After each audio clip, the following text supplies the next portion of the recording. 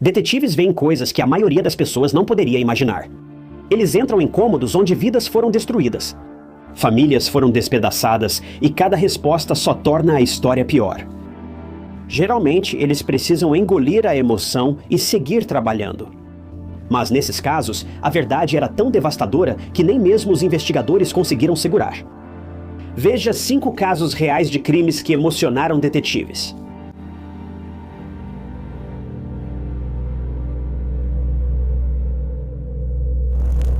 A maioria das pessoas acredita que o lugar mais seguro para se estar é dentro da própria casa, cercado pela família. Mas no dia 23 de maio de 2023, essa ideia foi destruída dentro de uma casa tranquila no Texas. Uma jovem não foi ao trabalho e deixou de atender o telefone. Quando alguém foi ver como ela estava, não encontrou sinais de arrombamento nem um estranho. Eles encontraram o irmão dela simplesmente parado lá dentro da casa dela. E o que ele diria em seguida fez até a polícia parar, sem acreditar.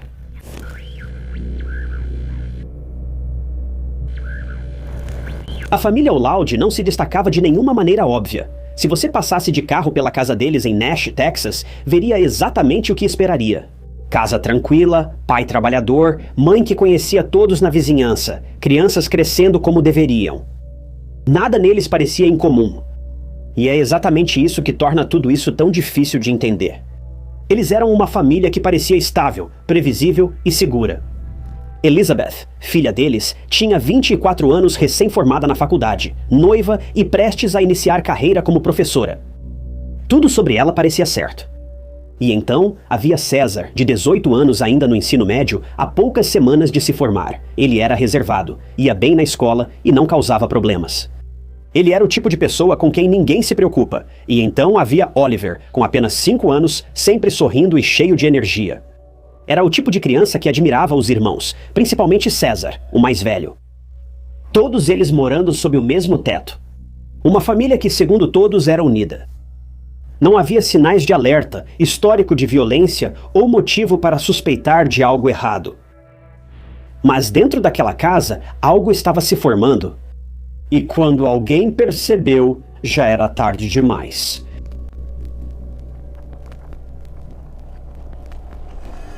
Nash é uma área suburbana tranquila e muito pequena de Texarkana, Texas. Tem uma população de apenas 4.000 pessoas e é exatamente como você imaginaria uma cidade pequena.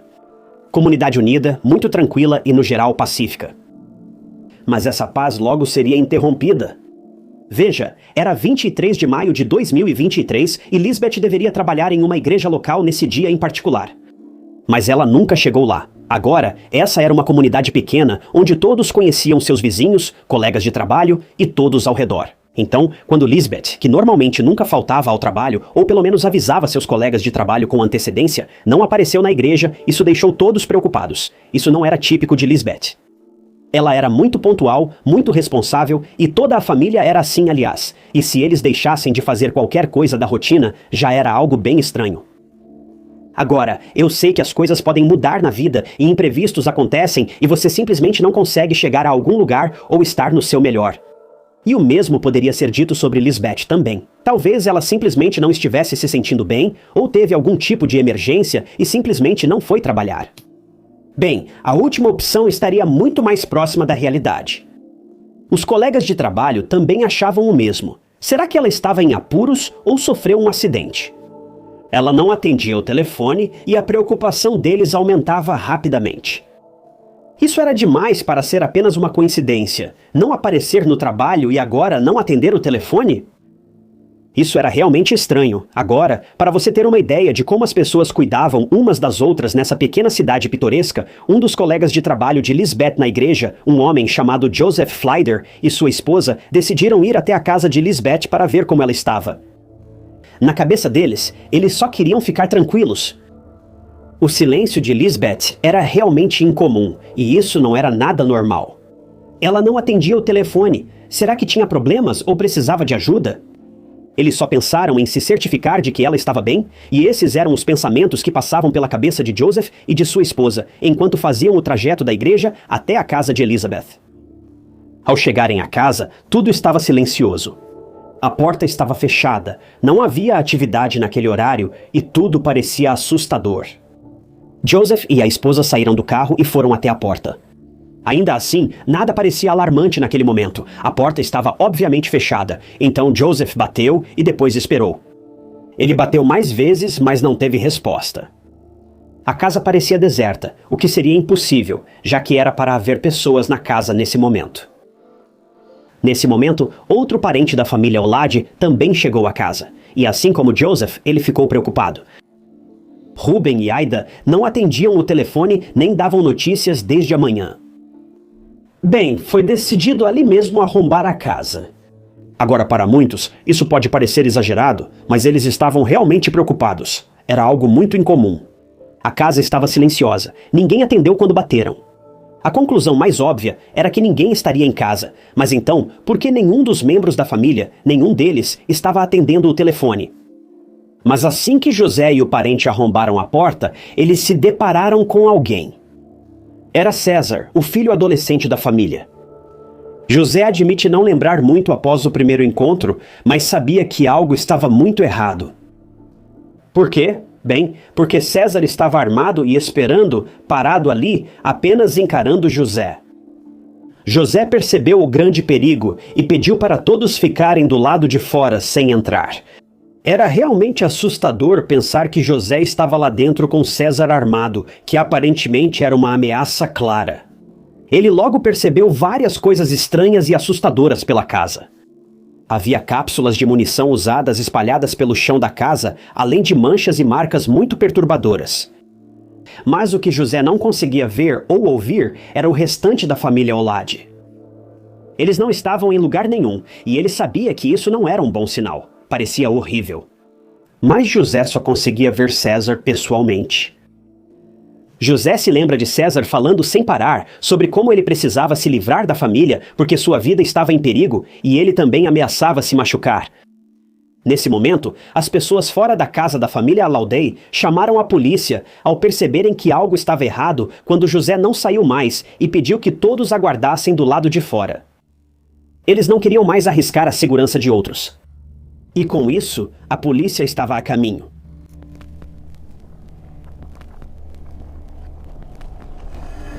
Enquanto José estava em casa com César, que perdia a paciência, as sirenes da polícia soaram do lado de fora. Em determinado momento, César recebeu um telefone para falar com um policial e contar o que havia feito. Mas ele não foi nem um pouco agradável nessa ligação. Ele estava muito irritado e nervoso e continuou falando sobre sua família e sobre o fato de ter eliminado todos eles, um por um.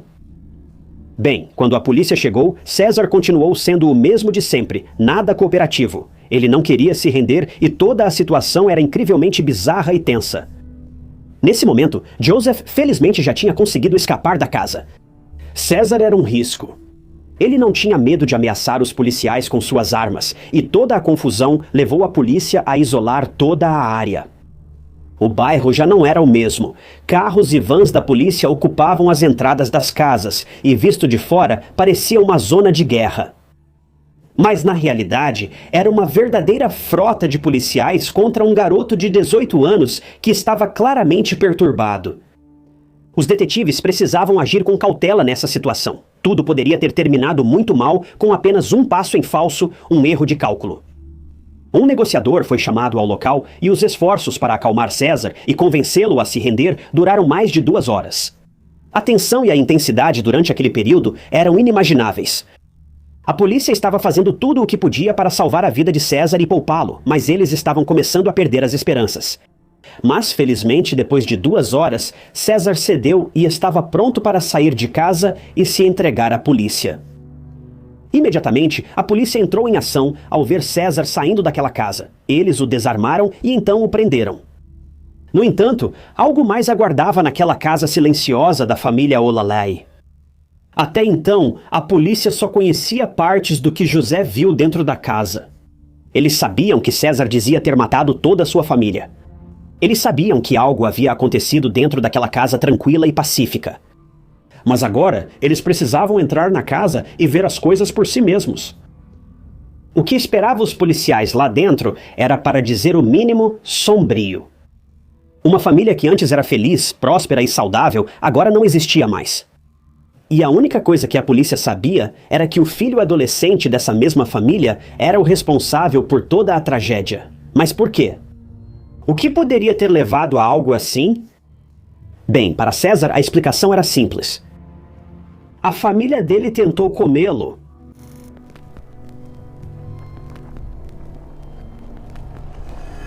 Como se não fosse chocante o suficiente saber que um jovem de 18 anos, tão perto de se formar no ensino médio, foi quem atacou a própria família desse jeito, a casa ainda reservava algo mais devastador para os policiais. Veja, quando os policiais entraram na casa, viram tudo o que José também viu, e era perturbador. Procuraram em todos os cômodos, mas não acharam nenhum membro da família. Após o ataque, só restou o caos. A busca da polícia os levou até um banheiro, o mesmo banheiro de onde José viu César sair totalmente armado. Quando a polícia entrou, encontrou tudo o que precisava, e era realmente ruim. Todos os 4 membros da família Olaud foram atacados e estavam sem vida naquele banheiro. Ruben, Ida, Lisbeth e Oliver já não estavam mais entre nós. Todos sofreram ferimentos por arma de fogo. O mais devastador é que os membros da família não foram atacados naquele banheiro. Segundo a declaração juramentada da polícia de Nash, os familiares teriam sido atacados separadamente em diferentes áreas da casa, alguns possivelmente em seus quartos. E todos eles perderam a vida e foram arrastados para o banheiro por César. Nem é preciso dizer que a polícia não esperava um ataque tão cruel de alguém que fazia parte dessa família. E Aida parecia ter sido a pessoa mais visada do grupo, o que só adiciona mais uma camada a toda essa confusão, sua própria mãe. Agora, não sabemos se as vítimas estavam dormindo quando César as atacou, mas isso não melhora nada, porque César, o filho quieto, discreto e aparentemente normal, é um tipo diferente de dor. Logo após a polícia descobrir essa cena do crime, eles localizaram outro membro da família, Diana, a outra irmã de César, e ela foi notificada dessa notícia extremamente perturbadora. Diana acordou em uma terça-feira comum e soube que toda a sua família se foi para sempre, sendo seu irmão o responsável. Mas o que poderia ter levado a essa escalada? A polícia precisava esclarecer o caso. Felizmente já tinham o suspeito algemado e pronto para falar.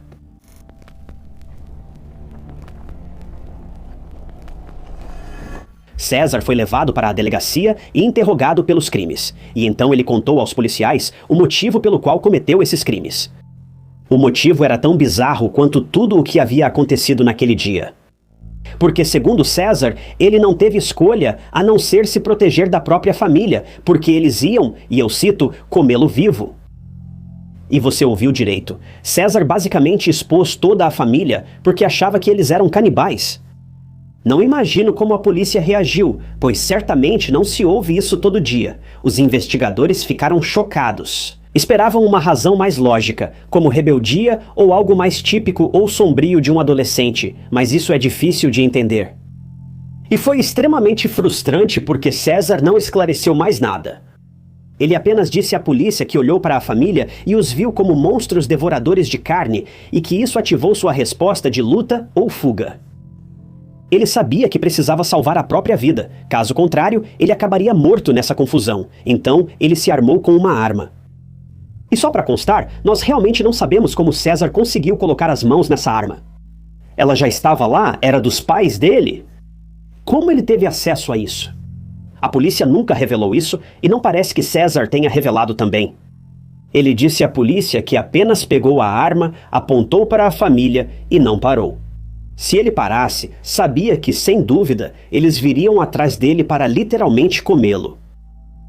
Ele começou pelo pai, que os vizinhos viram trabalhando com César na horta e fazendo compras dias atrás. Eles estavam sempre sorrindo, e nunca ninguém imaginou que as coisas poderiam acabar assim. Depois, a mãe dele, aquela que o carregou por 9 meses e o amava tanto quanto a si mesma, se não mais, e que foi uma luz guia na vida dele. E depois a irmã dele, que era tão realizada e até estava noiva para se casar. César quase ganhou um cunhado. Lisbeth e Jeremias estavam tão apaixonados e mal podiam esperar por esse novo capítulo de suas vidas só para César fechar o livro antes mesmo que pudesse começar. E por último, e provavelmente o mais doloroso, seu irmãozinho Oliver.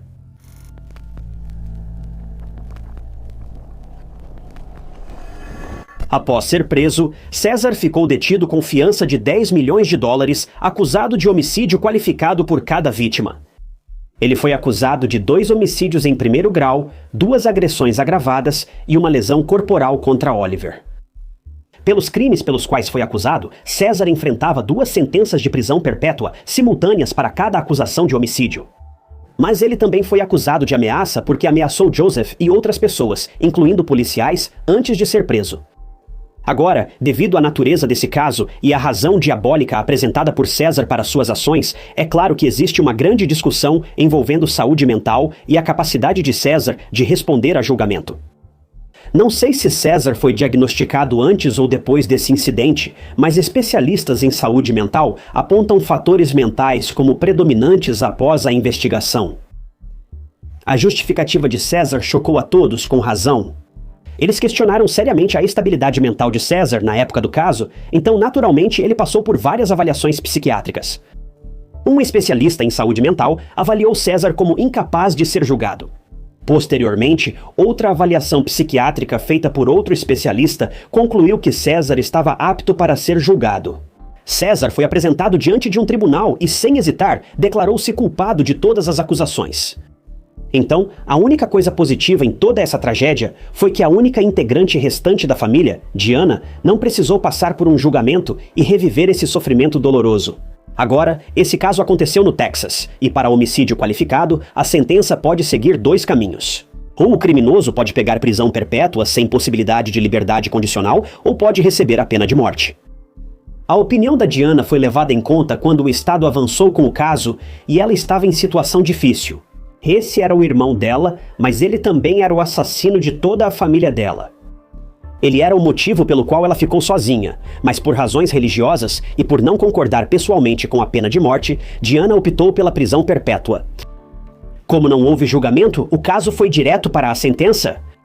César Olaud, de 18 anos, foi condenado à prisão perpétua, sem possibilidade de liberdade condicional, além de 50 anos, como parte de um acordo para evitar o julgamento.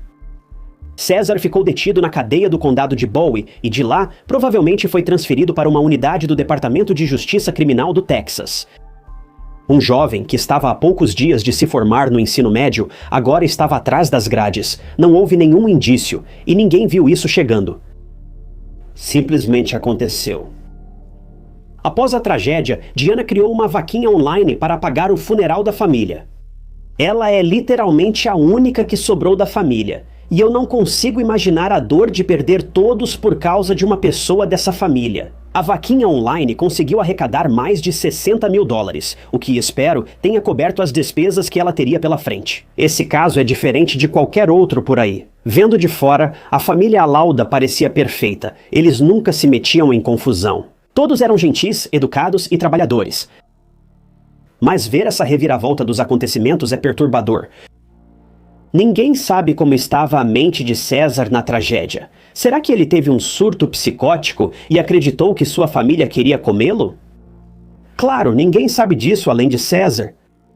O que torna esse caso tão perturbador é a total ausência de sinais. Não havia indícios de que César tinha problemas de saúde mental. Ele não demonstrou nenhum sinal de alerta em absolutamente nada. Ele não fez ou disse nada que fizesse alguém se afastar ou sair correndo. Às vezes ele era solitário e suas fotos eram quase sempre selfies no banheiro com AirPods. Mas será que todo solitário acaba assassinando a própria família? Claro que não. E também quero deixar claro que não estou tentando minimizar as ações dele. Problemas de saúde mental ou não, o que ele fez foi inaceitável e excessivo. Foi um ataque muito violento. Não há jeito fácil de dizer isso. E é isso que torna esse caso tão assustador e ao mesmo tempo de partir o coração. Pois todos naquela família estavam completamente indefesos diante dele. Eles nunca poderiam ter imaginado que suas vidas terminariam assim, nas mãos de seu próprio sangue. Se esse caso tivesse envolvido um estranho, talvez as coisas tivessem sido diferentes. Seria igualmente devastador? Com certeza, sem dúvida. Mas quando estranhos atacam pessoas, não há vínculo, eles simplesmente podem abalar todo mundo dessa forma. Geralmente, emoções negativas e sentimentos conflitantes levam pessoas a cometer esses crimes. Mas quando alguém da sua própria família comete um ato assim, é uma história diferente. Você passa a questionar todos com quem viveu e confiou sempre. Quando essa confiança se quebra ou é manchada, não tem volta. César diz que sua mente sugeriu resolver a família antes que eles o fizessem. O que de fato ocorreu a portas fechadas? Este caso destaca como a saúde mental pode se deteriorar rapidamente e o impulso misterioso que levou César ao impensável. São coisas como essa que tiram o sono das pessoas, fazendo-as se perguntar quem são os verdadeiros monstros.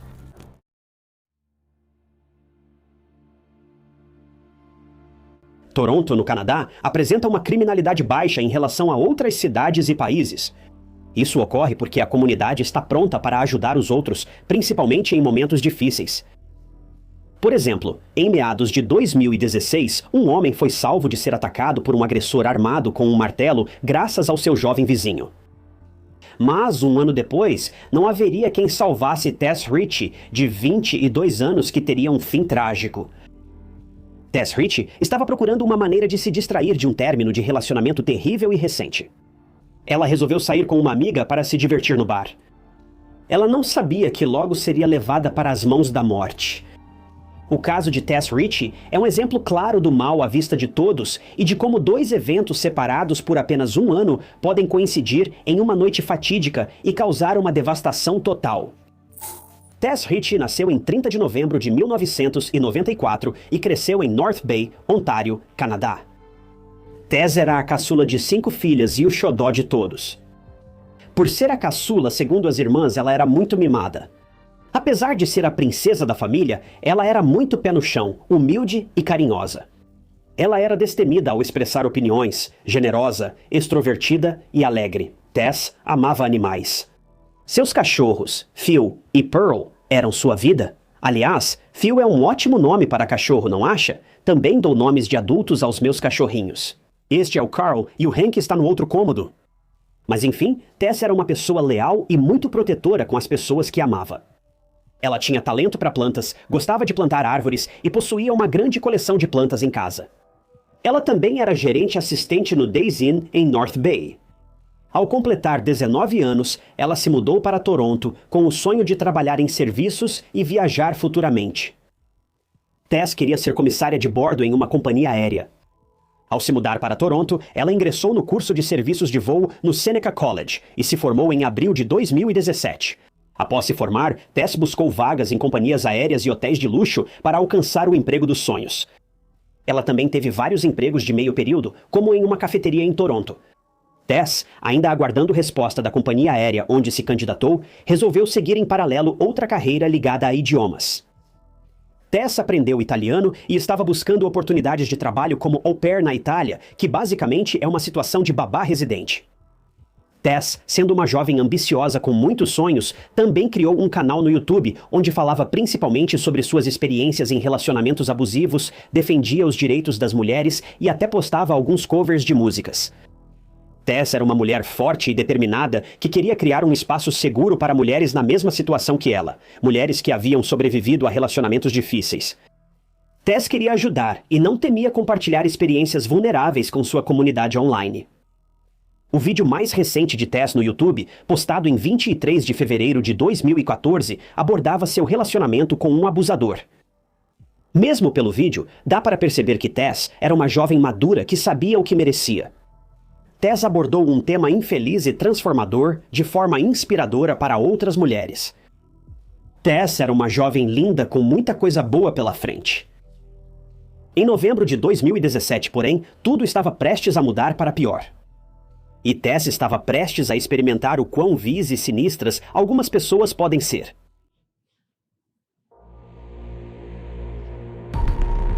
Em 23 de novembro de 2017, uma semana antes de seu 23º aniversário, Tess enfrentava uma fase difícil na vida. Ela havia terminado recentemente com seu namorado, Julian, e estava se sentindo compreensivelmente abatida. Certa do apoio da família, Tess visitou sua irmã mais velha, Rachel, em Midtown, Toronto, em 24 de novembro, uma sexta-feira. Raquel era o conforto e apoio de Tess. Raquel queria que sua irmã se sentisse melhor, mas como o término era recente, Tess estava inconsolável. Ela não estava comendo, e Raquel teve que persuadi-la a comer alguma coisa, qualquer coisa. Raquel acalmou Tess conversando sobre o término, distraindo-a com compras e tempo juntas, algo que ambas precisavam. Raquel animou Tess levando-a ao seu lugar favorito, o parque para cachorros. Tess já se sentia melhor e até sorriu, deixando Raquel aliviada ao ver. Raquel e Tess passaram a tarde juntas, pois mais tarde Tess encontraria uma antiga amiga do ensino médio, Riley Simrat. Avançando para cerca de 23h30, Tess chamou um Uber para encontrar Riley. Ela se despediu de Raquel, que viu a irmã descer correndo as escadas para pegar o carro. Mal sabia Raquel que essa seria a última vez que veria Tess. Tess planejava encontrar Riley no bar Drag Cruise and Tangos, na rua Church, no centro. E quando chegou e estava esperando Riley aparecer, Tess mandou uma mensagem para Raquel por volta da meia-noite para avisar que tinha chegado ao bar em segurança. As irmãs faziam isso com frequência? Tess, como a caçula, sempre era protegida pelas irmãs, que fizeram um pacto de avisar onde estavam, principalmente ao saírem sozinhas ou em horários incomuns. Após a mensagem de Tess, Raquel ficou tranquila e deixou que ela aproveitasse a noite. Na manhã seguinte, em 25 de novembro, Raquel mandou uma mensagem para Tess por volta das 8h45 para perguntar sobre a noite dela, mas não recebeu resposta. Raquel não se assustou, pois sabia que Tess teve uma noite longa e provavelmente dormia para recuperar as energias. Mas quando se aproximou das 18 horas e Tess ainda não tinha respondido Raquel, isso começou a preocupá-la e ela decidiu verificar os movimentos de Tess através de uma conta do Fitbit que as irmãs compartilhavam, além da conta do Uber que também estava vinculada à mãe delas. Quando Raquel viu a atividade de Tess na conta do Fitbit, ela ficou muito preocupada e muito confusa. Ela descobriu que Tess tinha dado cerca de 300 passos por volta das 3 da manhã. Raquel então descobriu uma corrida de Uber que foi solicitada por volta das 4 da manhã. O confuso é que o motorista cancelou, sugerindo que Tess talvez nem tenha chegado em casa. Essas informações deixaram Raquel, de 22 anos, apavorada, e ela foi dada como desaparecida no mesmo dia. O Canadá é um país seguro, com taxa de criminalidade bem menor que a dos Estados Unidos. Por isso, a polícia de Toronto ficou alarmada ao ver que uma jovem desapareceu, deixando pistas tão estranhas. Uma investigação oficial foi iniciada e os investigadores sabiam que o tempo corria. Se Tess estava em perigo lá fora, a polícia precisava achá-la rápido e trazê-la segura para a família. Mas isso não iria acontecer. Com poucas pistas, à medida que o tempo passava, a comunidade de Toronto ficava mais ansiosa e apreensiva com Tess. A mãe, irmãs e outros familiares de Tess também participaram das buscas. Em 27 de novembro, quase 2 dias após o desaparecimento de Tess, sua família viajou 4 horas de North Bay a Toronto com panfletos para ajudar nas buscas. Eles mantinham a esperança de que Tess fosse encontrada viva e segura. Enquanto isso, os detetives vasculharam a área da Church Street com a Wellesley, mas não encontraram Tess. Após 4 longos dias procurando por Tess, o que foi o equivalente a uma eternidade para a família Ritchie, a mãe de Tess, Christine e sua amiga descobriram algo horrível. É algo que uma mãe nunca deveria ter que presenciar. Em 29 de novembro, um dia antes do aniversário de Tess, Christine e sua amiga Ana Brazo, enfermeira do hospital St. Michael, decidiram buscar novamente na região da Church Street com Wellesley, onde Tess foi vista pela última vez. Elas chegaram a uma casa fechada para reforma, com uma escada estreita até a porta do porão, a cerca de 2 casas de onde Tess foi vista pela última vez. Enquanto passavam pelo prédio, que estava em obras, algo chamou a atenção de Ana, e ela parou para olhar para o final da escada. Ela logo viu o corpo de uma mulher no fim da escada e chamou Cristina. Ao se aproximar da escada e ver a cena, Cristina sentiu como se seu mundo parasse. Cristina havia encontrado sua filha desaparecida. Tessa não estava mais viva.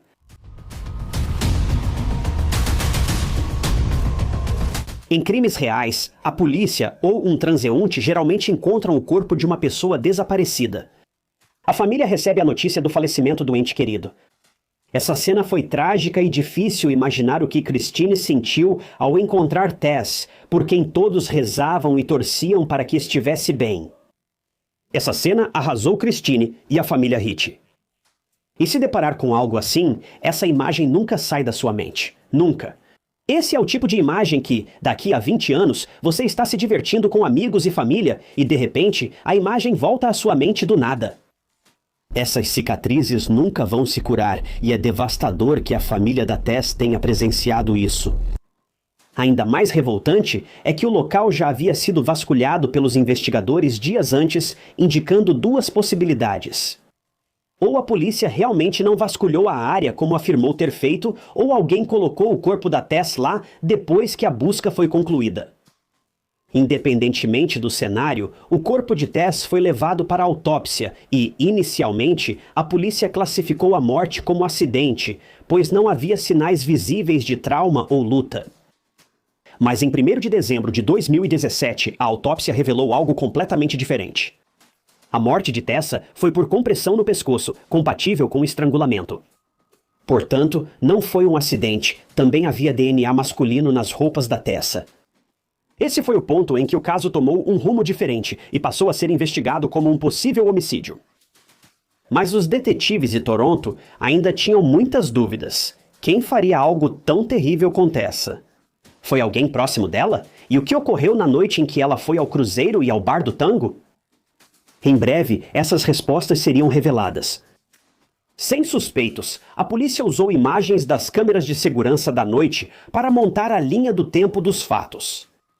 Felizmente, as imagens das câmeras de segurança das áreas vizinhas e do bar onde Tess esteve trouxeram avanço ao caso. Imagens de vigilância mostraram Tess andando de mãos dadas com um homem não identificado pouco antes de sua morte trágica.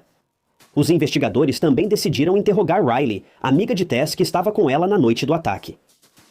Riley contou que ela e Tess beberam tanto que a segurança do bar pediu que saíssem. Câmeras de segurança registraram Tess e Riley deixando o clube por volta das 2h. As garotas foram até um carrinho de cachorro-quente na Wellesley Street, onde conversaram com algumas pessoas, incluindo uma mulher em frente à sua casa e um homem que passou a acompanhá-las. A mulher chamada Michelle foi entrevistada posteriormente. Ela contou que falou com Tess e Riley enquanto fumava fora de casa. Tess confidenciou a Michelle sobre seu término recente, e Michelle a consolou por um curto período. Michelle gostou de Tess desde o início e até deu seu número caso ela quisesse conversar.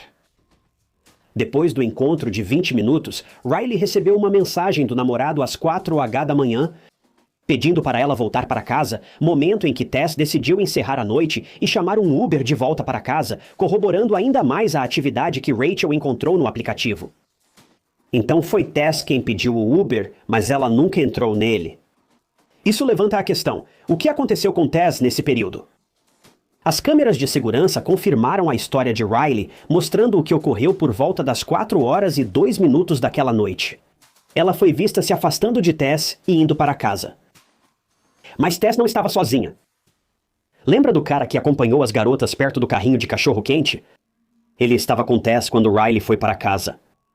Esse homem e Tess seguiram para a Church Street, número 582, e desceram a escada onde Tess seria encontrada depois, em 29 de novembro. A escada estava fora do alcance da câmera de vigilância, mas 45 minutos depois, o homem foi visto novamente, andando na direção oposta, bem perto da cerca, em passos lentos. Ele estava sozinho, sem sinal de Tess. Essa revelação chocou a polícia, que sabia que esse homem tinha algo a ver com o ataque a Tess.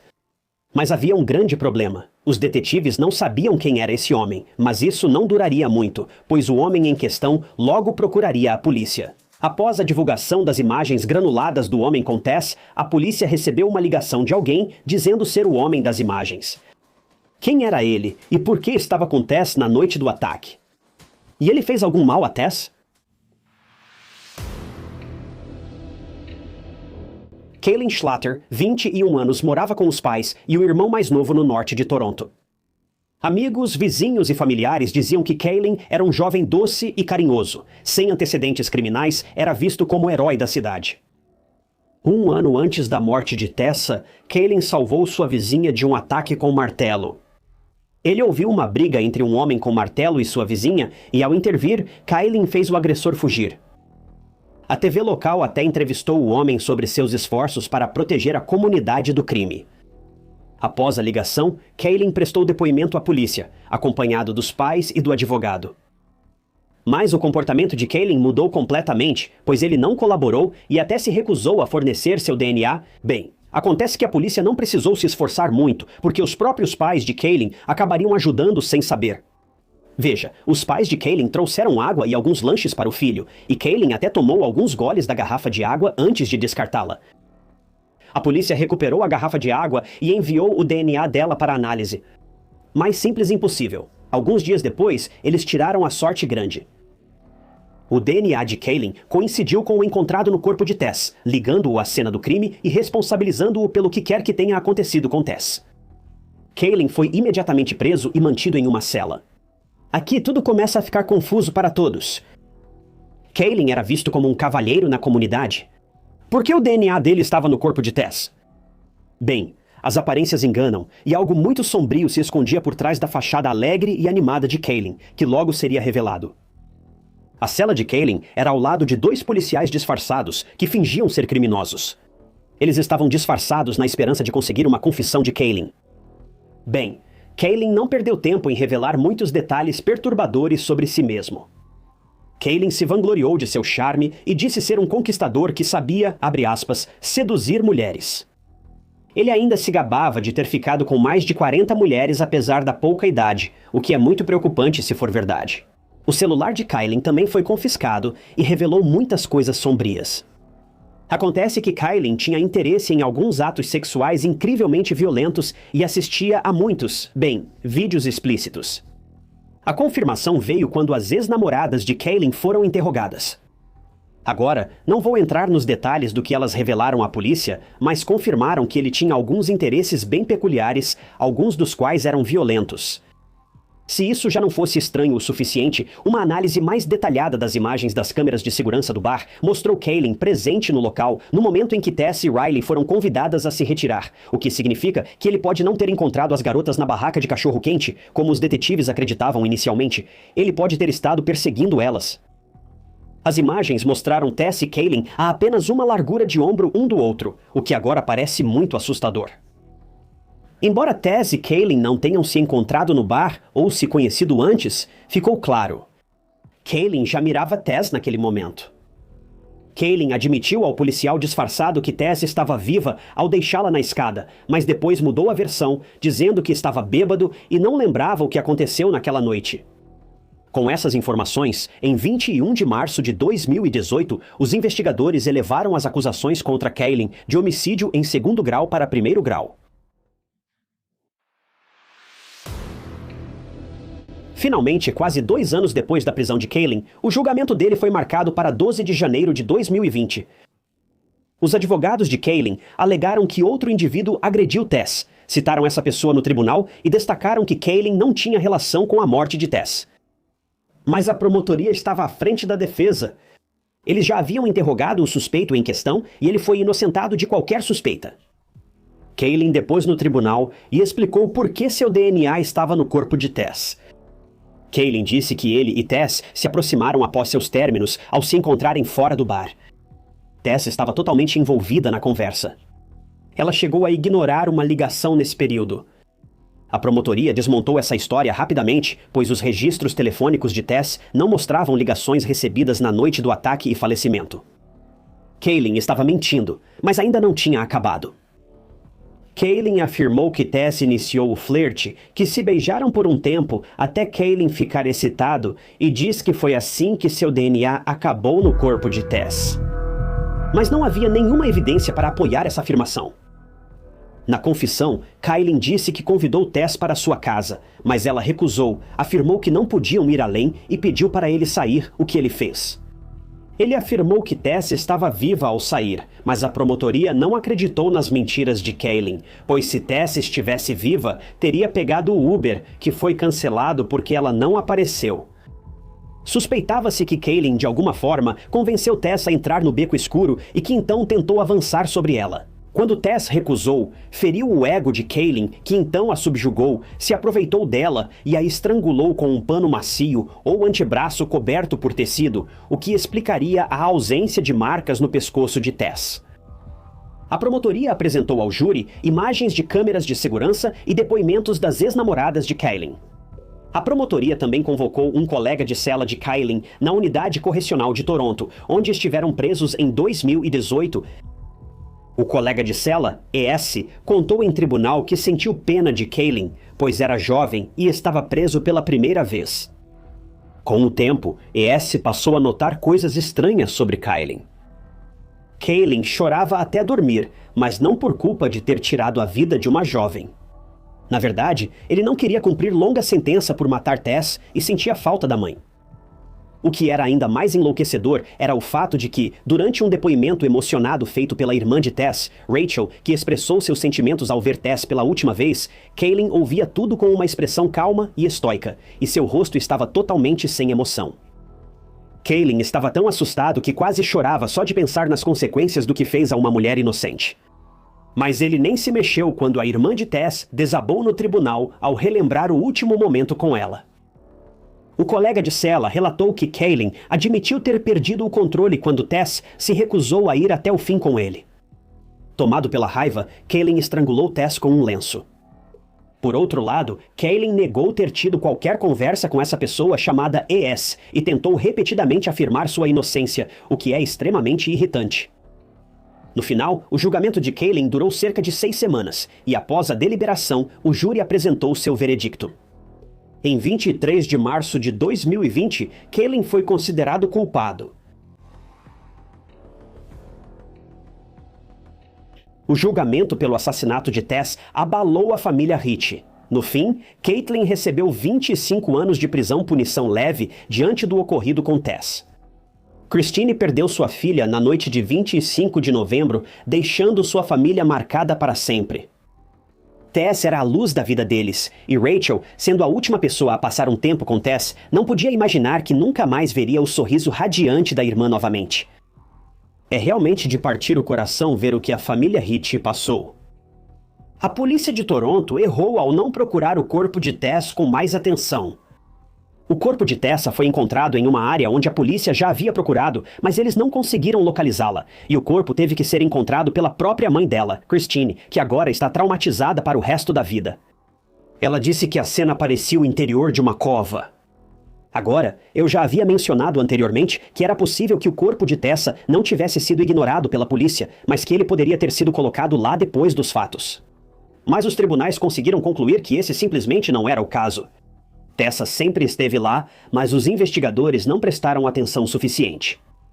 Devido à negligência da polícia durante a busca por Tessa, 2 oficiais, Alan McCullough e Michael Jones, foram acusados de 2 infrações de má conduta e negligência no dever em junho de 2018. Os policiais não vasculharam a área, não entrevistaram vizinhos, nem avisaram um supervisor sobre o ocorrido. Apesar das penalidades por negligência na busca por Tess, os 2 policiais ainda integram a força policial. A polícia de Toronto não deu mais detalhes sobre a ação, o que frustra ainda mais a família Ricci. Christine, ao relembrar encontrar o corpo da filha, acusou a polícia de má conduta dizendo: se tivessem seguido o protocolo, teriam encontrado ela. Ela estava logo ali na esquina. A família Ricci ainda se recupera dessa perda dolorosa. Tess era a caçula da família e, embora fosse a favorita de todos, era alguém que ajudava qualquer pessoa e não machucava ninguém. Segundo Christine, Tess reunia tudo de bom no mundo. Ainda é um mistério porque Caitlin, uma desconhecida, atacou alguém tão amorosa e cuidadosa como Tess. Caitlin parecia ser alguém que não aceitava um não como resposta e queria muito o que não podia ter. A família Ricci passou por muita coisa com a morte de Tess, e como resultado, eles entraram com um processo de $20 milhões contra Caitlin, o Departamento de Polícia de Toronto e Cruz and Tanguay. Segundo a família Ricci, a extrema brutalidade de Caitlin e a negligência dos investigadores e detetives foram os principais motivos da ausência de Tess. O processo incrivelmente caro deles é uma forma de mostrar respeito por Tess, homenageá-la após seu lamentável falecimento e um meio para a família se curar dessa perda trágica. Até o momento, não houve nenhuma atualização sobre se a família Ricci teve sucesso ou não em processar as partes envolvidas, mas eu realmente espero que consigam. O caso de Tess Ricci é alarmante, perverso e de partir o coração em vários aspectos. Pensar que Tess, que só queria se divertir com uma amiga, teve sua vida tirada de forma tão trágica e brutal é algo extremamente perturbador. E ainda por cima por alguém que era um estranho para ela. É desconcertante que esse caso trágico tenha ocorrido em uma das cidades mais seguras do Canadá. Esperamos que a polícia de Toronto leve casos de desaparecidos mais a sério após o caso da Tess, que foi tratado com extrema falta de profissionalismo. Apesar de Caitlin ser responsável por uma perda tão trágica, a polícia poderia ao menos ter evitado que a família Ricci tivesse de encontrar a própria filha por conta própria. Mas infelizmente não foi isso que aconteceu.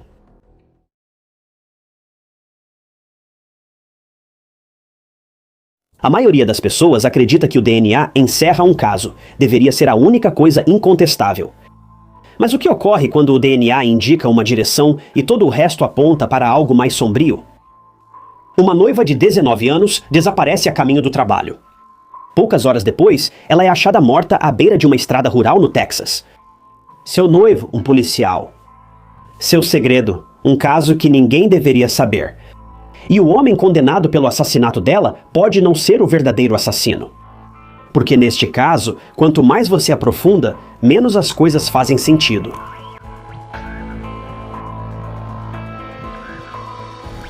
Stacey Lee Stites nasceu no condado de Nueces, no Texas, e cresceu entre Corpus Christi e Giddings, a mesma cidade pequena onde ela morava quando tudo desmoronou. Stacey se formou na Smithville High School em 1995, onde jogava basquete e vôlei, e logo se tornou uma pessoa atraente para os outros. A família dela a descreveu como calorosa, extrovertida e amigável com todos. E infelizmente, como todos nós já percebemos até agora, isso a tornou uma candidata perfeita para acabar em uma história de crime real. Com apenas 19 anos, Stacey ficou noiva de um policial de 23 anos chamado Jimmy Fennell Jr. Jimmy trabalhava no departamento de polícia de Giddings. Ele era respeitado e carismático. Então, no papel, eles eram o par perfeito. Os dois estavam focados nos preparativos do casamento, e Stacey queria algo grande, animado e marcante. Após o ensino médio, a vida dela mudou rápido. Os planos para a faculdade foram deixados de lado, trocados pelos preparativos do casamento e longas horas de trabalho na seção de hortifruti de um supermercado em Bastrop. Mas ela não ligava. Era a vida que queria, um futuro com um homem amado, casamento marcado para 11 de maio de 1996.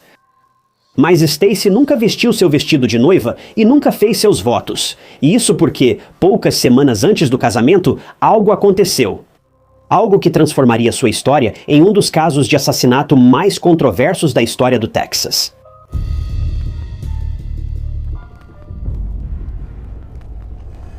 Stacey e Jimmy moravam juntos quando ocorreu o trágico acidente. No final de abril, ambos estavam totalmente focados nos preparativos do casamento. Só porque Stacey planejava um casamento não queria dizer que ela não trabalharia. Ela precisava arrecadar o máximo possível para realizar seu sonho de um casamento grande e sofisticado. Mas no dia 23 de abril de 1996, Stacey tirou uma folga de todo esse planejamento de casamento, e ela e Jimmy reservaram um tempinho para eles mesmos. Na manhã seguinte, Jimmy lembrou de Stacey animada ao acordar cedo para ir trabalhar. Ela saiu para trabalhar cedo, por volta das 3h30, dirigindo uma caminhonete Chevy vermelha. Mas Stacey nunca chegaria ao trabalho e perderia seu turno. Agora, isso era extremamente estranho para todos que a conheciam e trabalhavam com ela. Claro, ela estava planejando seu casamento e talvez as coisas tenham ficado um pouco estressantes demais e ela tenha perdido a noção do tempo. Ela não queria faltar ao trabalho, pois tentava pegar o máximo de turnos para bancar o casamento. Percebendo algo errado, colegas de trabalho ligaram para Carol, mãe de Stacey, avisando que ela não apareceu. Para Carol, essa notícia foi um choque. Carol rapidamente procurou Jimmy e perguntou sobre sua noiva. Para a surpresa de Carol, Jimmy também se surpreendeu ao saber que Stacey não estava no trabalho. Segundo ele, viu claramente ela sair para o trabalho, que ficava longe da casa do casal.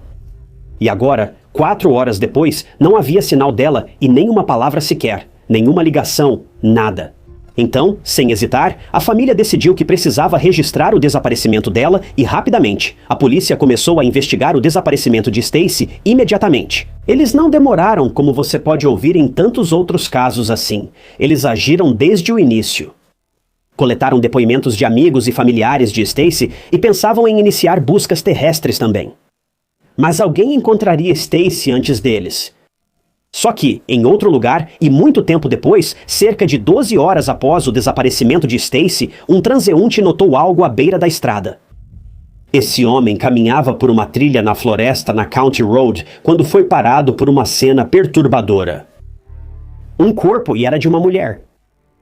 O transeunte chamou a polícia, que isolou rapidamente a área onde a mulher foi encontrada e iniciou o trabalho. Eles encontraram uma camisa branca amontoada bem ao lado do corpo da mulher. E não demorou muito para revelarem que a mulher era ninguém menos que Stacy Stites, de 19 anos.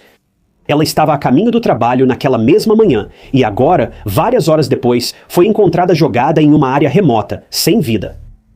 Mas isso não era tudo, porque a polícia encontrou Stacy, sim, mas onde estava o carro dela?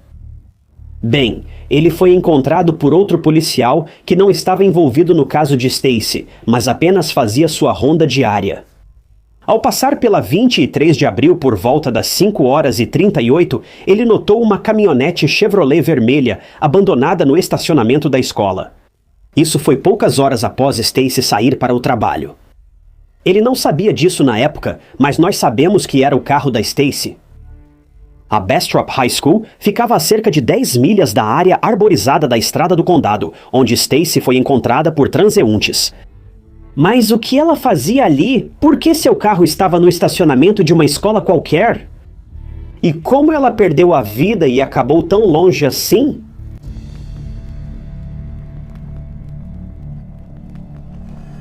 Quando o corpo de Stacy foi analisado, mostrou que alguém tirou a vida dela com um cinto.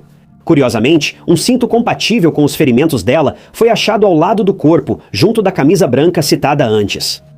Quem tirou a vida dela, literalmente jogou a arma do crime ali do lado, sem se importar com nada. Mas outro detalhe muito estranho sobre o ataque a Stacy foi que o autor do crime havia removido as unhas dela.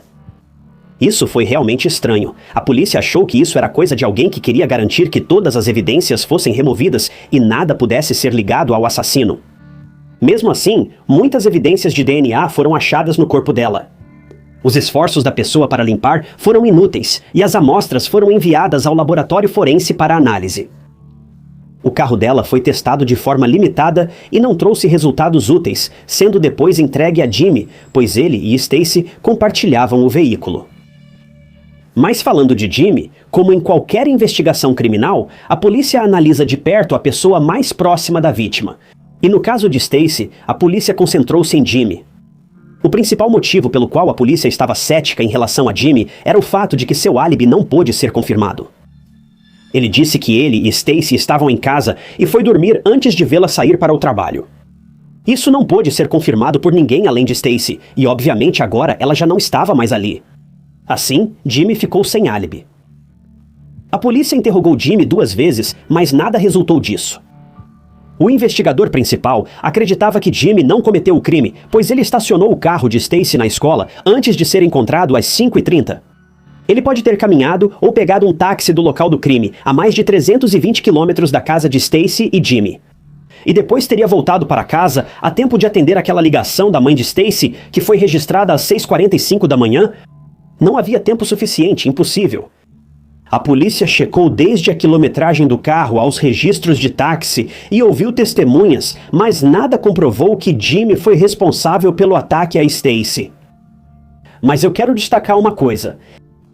Todas essas vezes que acabei de contar para você são a versão dos acontecimentos do Jimmy. Jimmy informou os horários em que Stacy saiu para o trabalho e quando recebeu a ligação da Carol. Não se sabe se a polícia voltou para conferir ou apenas confiou em Jimmy, já que ele também era policial.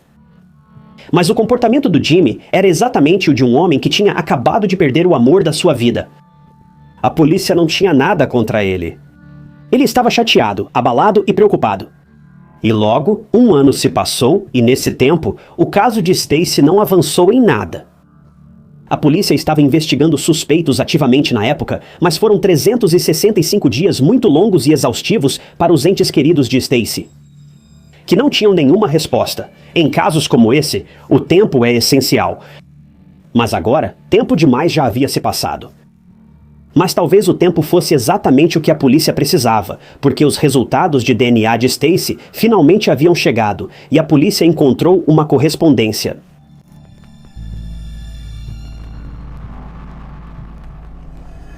O DNA encontrado em Stacey não pertencia a Jimmy, pertencia a outra pessoa. Era um homem chamado Rodney Reed. Se encontraram o DNA dele como correspondência, é porque já estava registrado no sistema, provavelmente por outras acusações. Mas por quê? O que esse cara tinha feito antes? Rodney Reed já havia sido acusado de abusar de mulheres, e seu DNA foi achado em uma mulher morta um ano antes. As coisas começavam a se encaixar. Naquele momento, o caso era o mais simples possível. Stacey voltava ao trabalho quando foi surpreendida por Rodney, quase um desconhecido, que agiu de forma ameaçadora, tomou o que queria e descartou o resto. Mas a questão é que não foi assim que esse caso aconteceu. E isso porque Rodney não era um estranho. Não, ele e Stacey se conheciam. E isso porque Stacey e Rodney estavam envolvidos em um caso. Stacey estava noiva, mas tinha um caso com outro homem sem que Jimmy soubesse. Isso ficou complicado rapidamente. E só para deixar tudo claro, temos Stacey, uma jovem que está noiva de um policial, tendo um caso pelas costas dele com um criminoso que era suspeito de ter abusado de várias mulheres. O que está acontecendo com Rodney? Por que encontraram o DNA dele em Stacey? E foi ele mesmo quem tirou a vida de Stacey? Para responder, a polícia precisou falar diretamente com Rodney, e foi o que fizeram. Inicialmente, Rodney negou até mesmo conhecer Stacey, mas depois de um pouco de pressão e insistência, ele acabou admitindo o relacionamento entre eles. Em sua defesa, ele não queria se envolver em uma confusão sensacionalista sobre o assassinato da noiva de um policial. Só queria ficar fora disso. Sobre seu DNA, Rodney também tinha uma explicação para isso. Segundo ele e Stacey se encontravam ativamente antes do desaparecimento dela. O DNA encontrado em Stacey provavelmente veio de relações físicas entre eles, cerca de 2 dias antes do desaparecimento dela.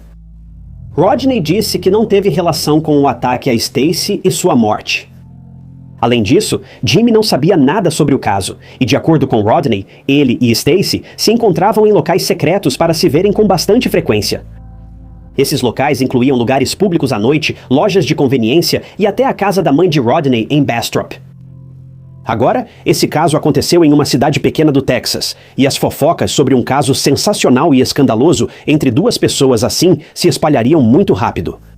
Então, Rodney e Stacey mantiveram tudo em segredo, tão em segredo que eles frequentemente recorriam a telefones públicos para se comunicarem, para que não houvesse nenhum rastro de nada. O problema é que a polícia analisou o DNA encontrado em Stacey, e ele era de Rodney. Era praticamente irrefutável. Havia evidência física na forma de DNA. Rodney tinha um histórico violento com mulheres. Outras vítimas também denunciaram à polícia que ele era possessivo, violento e perdia o controle quando algo não saía como queria. Então, esse era um caso de um amante rejeitado que não queria que Stacey se casasse com Jimmy? Como as coisas chegaram a esse ponto sem volta? O pai de Rodney, Walter, era veterano de guerra e a mãe, Sandra, enfermeira. Rodney viveu no Texas a vida inteira e foi campeão estadual de boxe do Golden Gloves. Parece um cara bem sensato. Mas aqui as coisas desandam. Veja, ele foi acusado de se aproveitar de uma mulher com deficiência mental em maio de 1995. Então, quase um ano antes do assassinato de Stacey. Mas depois, algum tempo após o ataque a Stacey em novembro de 1996, outra mulher foi atacada por ninguém menos que Rodney. Acontece que Rodney estava esperando em um telefone público acessível de carro quando uma mulher de 19 anos, Linda Schluter, foi abordada por ele e ele pediu uma carona, a qual ela concordou. Quase imediatamente, Rodney dominou Linda e a ameaçou para que ela fizesse tudo o que ele mandasse. Mas, felizmente, Rodney avistou um carro se aproximando à distância e fugiu do local, deixando Linda extremamente traumatizada, mas viva. Ela foi direto à polícia e descreveu toda a situação. A polícia deteve Rodney e Linda o reconheceu em uma identificação fotográfica, confirmando seu agressor. Com isso, a polícia deduziu que Rodney provavelmente fez o mesmo com Stacey. A emboscou, fez o que queria e depois se desfez dela e da caminhonete, esperando não ser encontrado. Porém, em 4 de abril de 1997, Rodney Reed foi acusado pelo assassinato de Stacey Stites e ficou preso sem fiança. Ele foi acusado de 2 homicídios qualificados, um por assassinato durante agressão grave e outro durante sequestro. Mas aqui está o problema. O caso de Rodney dependia fortemente apenas de evidências de DNA, e se os dois fossem confirmados como tendo um caso de longa duração, como certamente parecia ser, bem, então o DNA no corpo dela fazia todo sentido. Não era realmente uma evidência de um crime, era apenas uma evidência de que os dois estavam se encontrando de alguma forma. Não digo que isso não seja credível, pode até ser, mas em casos criminais que vão a julgamento, é preciso mais do que isso. Outras evidências físicas, ou até mesmo depoimentos de testemunhas oculares, são cruciais. E essas coisas funcionam juntas para realmente fortalecer um caso. Mas o estranho é que, no caso de Rodney, o cinto que foi encontrado com Stacey nunca foi verificado para DNA. Agora, isso para mim é simplesmente inacreditável, porque isso é literalmente a arma do crime, uma peça-chave de evidência, se não a mais importante de todas. Por que não verificaram se havia DNA de Rodney para confirmar se ele era o agressor? Bom, eu também não faço ideia. E para piorar, não houve testemunhas levadas ao tribunal, nem pela acusação nem pela defesa, que pudessem corroborar o caso ou o assassinato, e tudo foi feito às pressas. Parece que o Estado só quis culpar Rodney e encerrar o caso, e foi exatamente o que fizeram. Em maio de 1998, Rodney foi considerado culpado de todas as acusações e condenado à morte. A data de sua execução foi marcada para 14 de janeiro de 2015. Mas aqui está o problema. A defesa de Rodney, assim como o próprio Rodney, insistiram que o Estado tinha pegado o cara errado. E o mais louco é que muita gente acreditava que ele estava dizendo a verdade. Rodney insistiu que não foi ele quem atacou Stacey. Ele sabia com certeza que tinha sido o próprio noivo dela, Jimmy Fennell Jr. E falando em Jimmy, bem, ele também estava preso agora. Tudo está ficando mais estranho.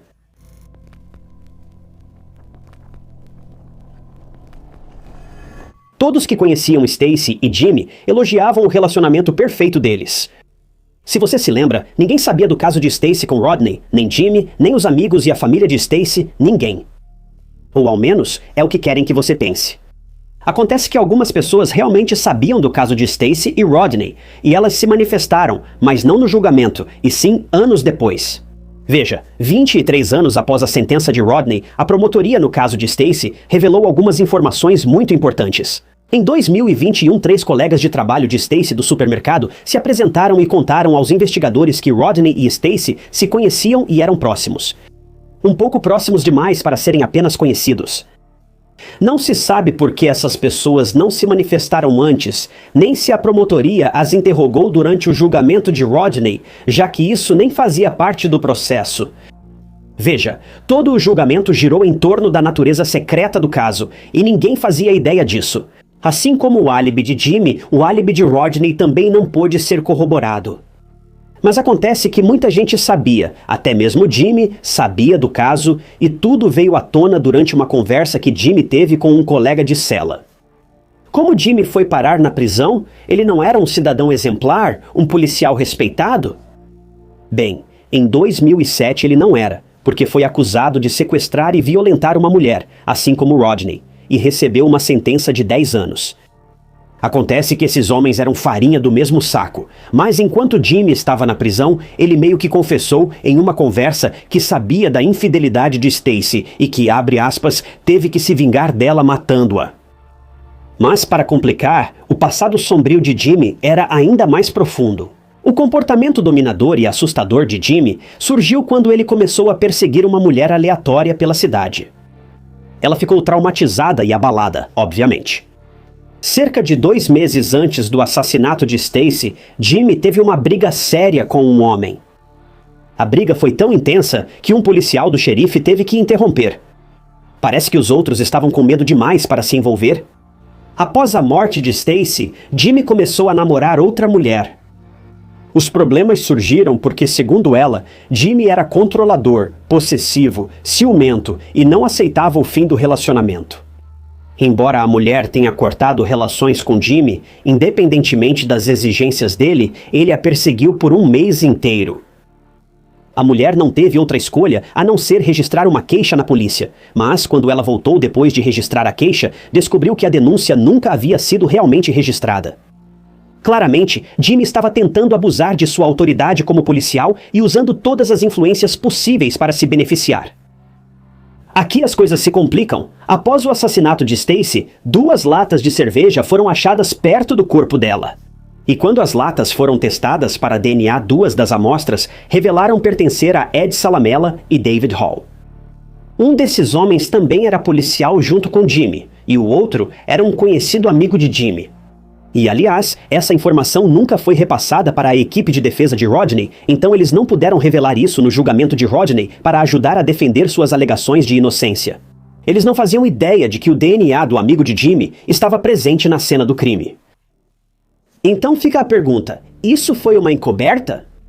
Bem, não é difícil pensar nisso, já que Jimmy tinha todos os recursos e as pessoas certas para ajudá-lo. Ele era policial. Ele conhece todos os detalhes de um crime e, assustadoramente, sabe como sair impune disso. Isso faz pensar por que a arma do crime não foi testada para DNA. Em vez de ser um descuido, isso faz você se perguntar se foi uma decisão intencional.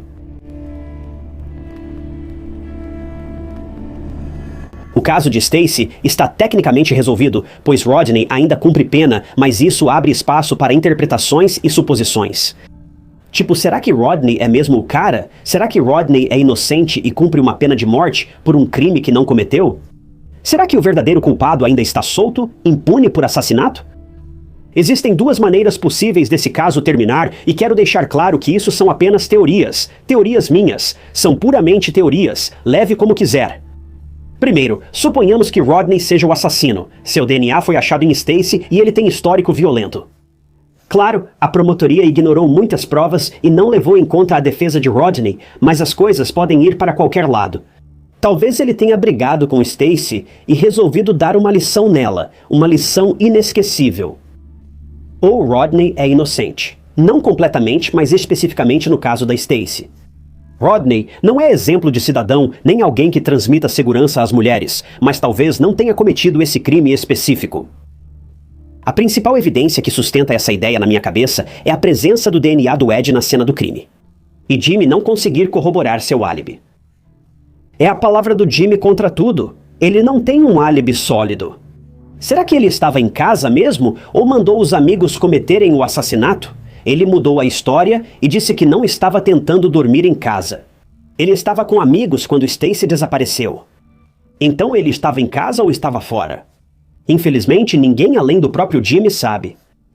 Além disso, um policial de Dallas que fez um treinamento com Jimmy em 1995 se apresentou e revelou que Jimmy disse que faria sua namorada pagar se algum dia a pegasse traindo. Sem entrar em detalhes, as consequências que ele descreveu eram surpreendentemente semelhantes ao que Stacy acabou passando em seus momentos finais. Mas a verdade é que Rodney ainda está na prisão, tendo recorrido de sua condenação 9 vezes sem sucesso. As datas de sua execução mudaram várias vezes e, em junho de 2023, teve um novo julgamento negado. Em março de 2026, após 2 décadas preso, outro recurso foi negado, mantendo-o no corredor da morte. Enquanto isso, Jimmy foi solto após cumprir 10 anos de prisão. Quem sabe onde está hoje? O mais frustrante desse caso é a grande chance de um inocente estar no corredor da morte. Uso o termo inocente de forma bem leve aqui, pois Rodney continua comprovadamente uma pessoa horrível. Stacy não foi a única vítima dele. Ela é apenas a vítima cujo caso as pessoas agora estão começando a questionar. Então, Jimmy estava envolvido? Não sabemos. Rodney estava envolvido? Também não sabemos. Esse caso é uma grande bagunça. E no final, ambos os homens acabaram cumprindo pena na prisão. Então, de certa forma, a justiça foi feita indiretamente? Sinceramente, seu palpite é tão bom quanto o meu.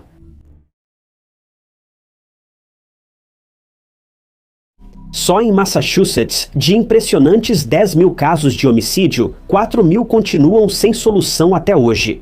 Outro caso que também vem de Massachusetts é o de Molly Bish, de 16 anos. Molly era salva-vidas no Commons Pond e passava o verão vigiando as crianças nas aulas de natação. Em 27 de junho de 2000, apenas uma semana após começar no emprego dos sonhos, ela desapareceu sem deixar rastros.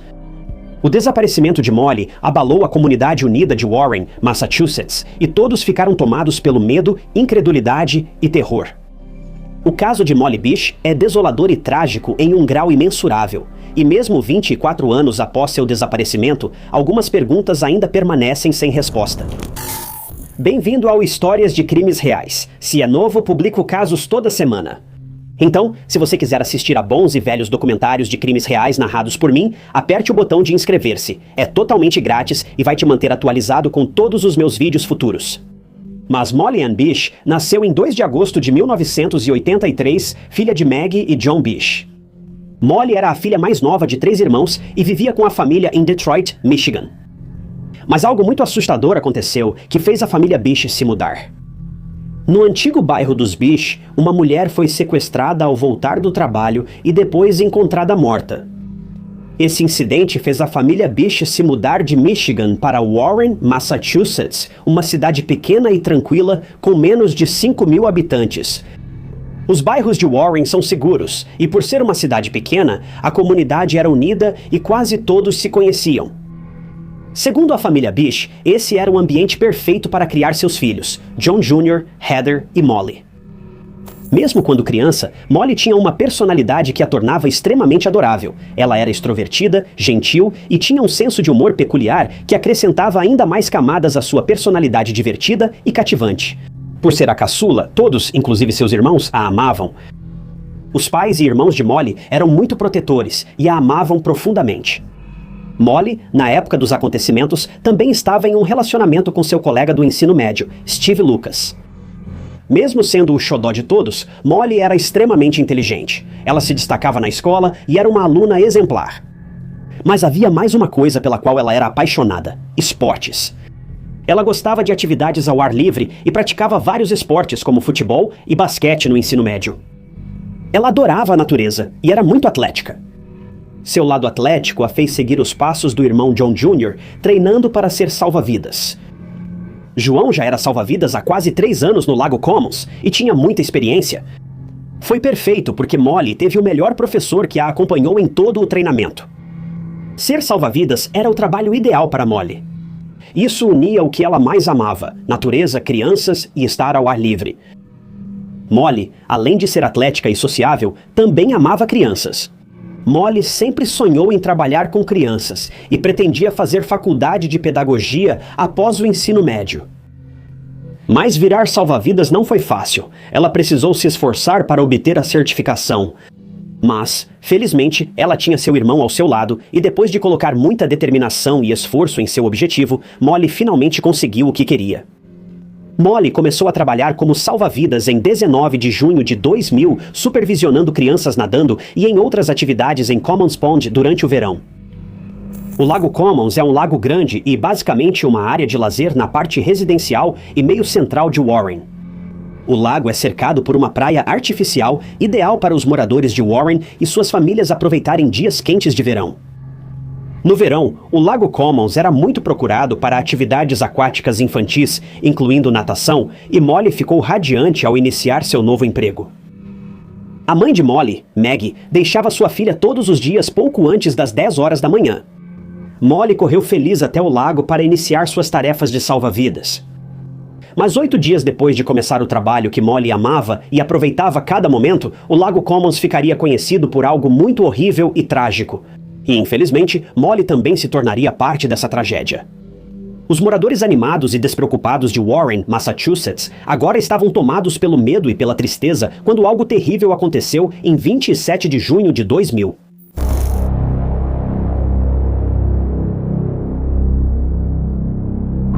27 de junho de 2000 não foi um dia feliz para Molly.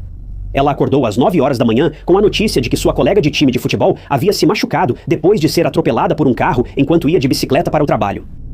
Molly ficou tomada pela tristeza e era seguro dizer que sua manhã não tinha começado bem. Ela também se atrasou para o turno de salva-vidas em Commons Pond, onde as aulas de natação começariam às 10 horas. Molly usou um maiô azul sob a roupa e Meg a levou ao trabalho. A caminho do lago, Molly parou em uma loja de conveniência às 9h50 para comprar água, sendo registrada pelas câmeras no caixa. Ninguém imaginava que essa seria a última vez que Molly seria vista. Após isso, Meg e Molly foram à delegacia buscar um radiocomunicador, pois o trabalho de Molly exigia contato com serviços de emergência ou detetives em caso de acidente durante a natação ou de alguma outra emergência. O radiocomunicador era o único meio de comunicação de Molly, pois não havia telefone em Commons Pond. Finalmente, por volta das 10 horas da manhã, Molly e Meg chegaram ao lago, e mãe e filha se despediram uma da outra. Só estavam Molly, Meg, o carro delas e um caminhão de areia na praia. Ninguém mais no lago. Meg ficou aliviada ao deixar Molly em segurança no lago e voltou dirigindo para casa. Meg lembrou de Molly indo à praia arrumar suas coisas. 10 minutos depois que Meg deixou Molly, os pais chegaram com os filhos para as aulas de natação, mas não havia salva-vidas. Molly não estava em lugar nenhum. Ao ir ao posto do salva-vidas, a mãe viu um kit de primeiros socorros aberto e a bolsa de Molly em um banco. A toalha dela estava estendida sobre uma cadeira, com um par de sandálias cuidadosamente colocado na areia ao lado da cadeira, junto com uma garrafa de água intocada. A mãe achou que Molly faltou ao trabalho e saiu com amigos, então vasculhou sua bolsa para pegar um apito e observou as crianças nadando. Por volta das 11h44, com Molly ainda desaparecida, o comissário do Parque Commons, Ed Fett, avisou os investigadores sobre o sumiço de Molly. O departamento de polícia de Warren não se preocupou, acreditando que Molly fugira ou faltara ao trabalho por rebeldia para sair com amigos. Quando deu 1h da tarde e ainda não havia sinal de Molly, a polícia notificou a mãe de Molly, Meg, e sua irmã Heather sobre o desaparecimento de Molly. Meg e Heather ficaram chocadas e sentiram que algo estava errado. Elas foram à delegacia, desesperadas, e os investigadores tentaram acalmá-las, mas continuaram dizendo que Molly provavelmente tinha fugido e logo voltaria para casa. Mas essa é uma história real de crimes, e todos sabemos que não foi o que ocorreu. Meg e Heather não acreditaram e destacaram que Molly jamais faria isso. Molly era responsável e jamais faltaria ao trabalho por capricho. Além disso, os chinelos e a bolsa de Molly foram deixados no lago, tornando improvável que ela tivesse fugido descalça e sem seus pertences. Os temores de Meg se confirmaram e a família passou a procurá-la sozinha, perguntando a amigos, colegas de equipe e ao namorado Steve se ela os tinha visitado. Mas ninguém tinha visto ou ouvido falar de Molly. Molly Bish, de 16 anos, havia desaparecido, deixando para trás todos os seus pertences e muita confusão para sua família e amigos. Após insistência da família Bish de que Molly não fugiu, a polícia de Warren passou a levar o desaparecimento mais a sério. Embora eles tenham cometido outro erro terrível. Veja, a polícia não isolou a área onde Molly desapareceu. O Commons Pond permaneceu aberto após o sumiço de Molly e a movimentação das pessoas no local provavelmente comprometeu vestígios que poderiam ter restado. Além disso, Warren é pequena e os detetives tinham pouca experiência em desaparecimentos. Investigadores de Warren colaboraram com detetives estaduais de Massachusetts na busca por Molly. A Polícia Estadual de Massachusetts sugeriu inicialmente que Molly poderia ter se afogado no lago, hipótese refutada pela família por ela ser excelente nadadora. Além disso, se ela tivesse morrido no lago, você não acha que teriam encontrado logo? As crianças chegaram para nadar poucos minutos após Molly sumir. Então essa teoria nem fazia sentido. Equipes de mergulho e voluntários em barcos procuraram Molly no lago, mas nada foi encontrado. Após horas de buscas, os bosques ao redor foram vasculhados, mas não havia sinal de Molly ou qualquer pista. Os detetives interromperam as buscas até a manhã seguinte, pois já estava escurecendo, e no dia 28 de junho, às 6 horas da manhã, uma busca ainda maior foi realizada. A busca por Molly foi a maior e mais cara busca por pessoa desaparecida da história de Massachusetts até então. Mesmo com todos procurando por Molly em todos os lugares, não houve resultados. Os investigadores suspeitaram do chefe e do namorado de Molly, mas logo os descartaram, pois tinham álibis irrefutáveis e pareciam realmente preocupados com ela. Os detetives também vasculharam o caminho até um cemitério próximo, área isolada ao redor do lago. A polícia suspeita que o sequestrador de Molly a atraiu, fingindo estar ferido, pois seu kit de primeiros socorros foi encontrado aberto no lago, indicando que ela pode ter sido levada tragicamente. Isso nunca foi comprovado, mas é uma teoria muito provável. Outro fato chamou a atenção da polícia: um incidente estranho e assustador ocorrido um dia antes do desaparecimento de Molly. O que tornava esse incidente ainda mais insano era que a mãe de Molly, Maggie, presenciou tudo, e o depoimento dela levaria a uma das únicas pistas concretas desse caso.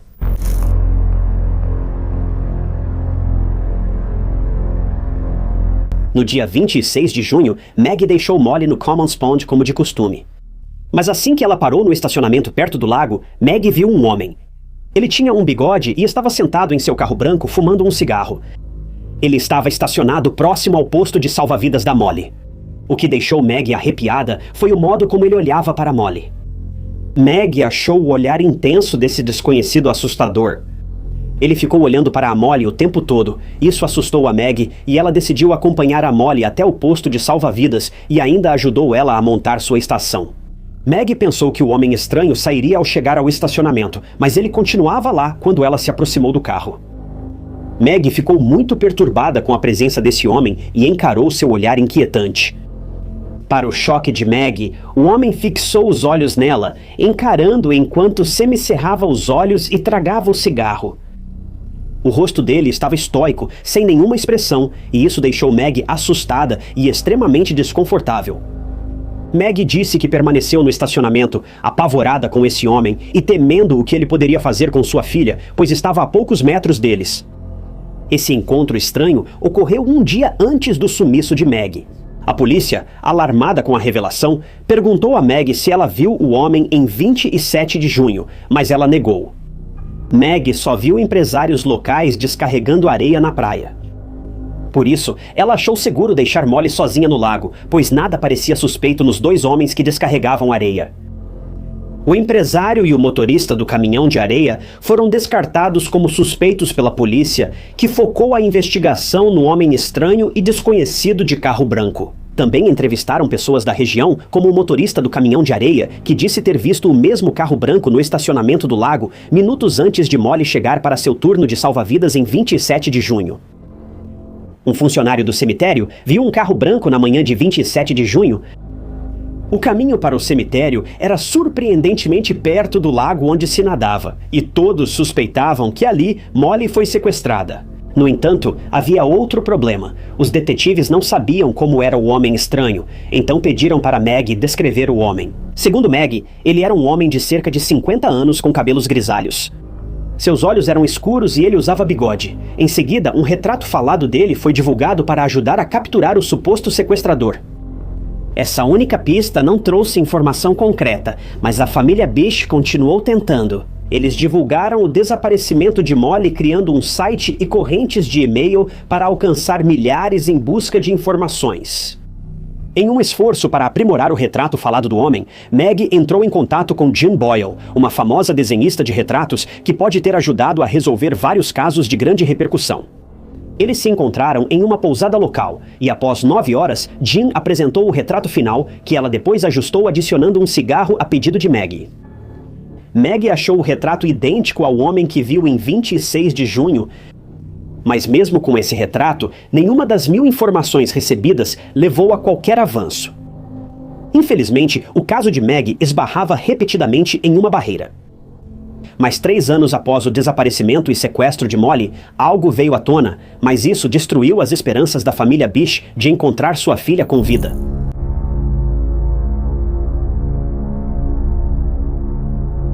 No outono de 2002, um caçador estava andando por Whiskey Hill, em Palmer, quando avistou um pedaço de tecido. Ele não deu muita importância, e surpreendentemente, passou-se 1 ano antes que ele contasse ao seu amigo, Tim, sobre sua descoberta. Tim avisou os investigadores e após uma busca intensa na área arborizada, o pedaço de tecido foi encontrado. Quando os detetives mostraram o tecido à família Bish, Maggie reconheceu na hora como o maiô azul de Molly, o mesmo que ela usava no dia do desaparecimento. O maiô passou por testes de DNA e as 500 acres de floresta foram vasculhadas por mais pistas. Isso ocorreu cerca de 2 anos após o desaparecimento de Molly. 6 dias depois, os resultados do DNA chegaram e confirmaram que o maiô realmente pertencia a Molly. Durante a busca em massa em Whiskey Hill, em 3 de junho, outro osso humano foi achado, de alguém entre 14 e 20 anos. E após testarem o DNA, infelizmente foi confirmado que pertencia a Molly. 6 dias depois, em 9 de junho, 26 ossos humanos foram achados em Whiskey Hill, a 8 quilômetros da casa de Molly.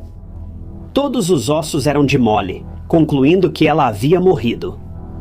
A polícia suspeitava que o criminoso enterrou Molly em uma cova rasa, mas seus restos foram desenterrados e espalhados por animais na floresta.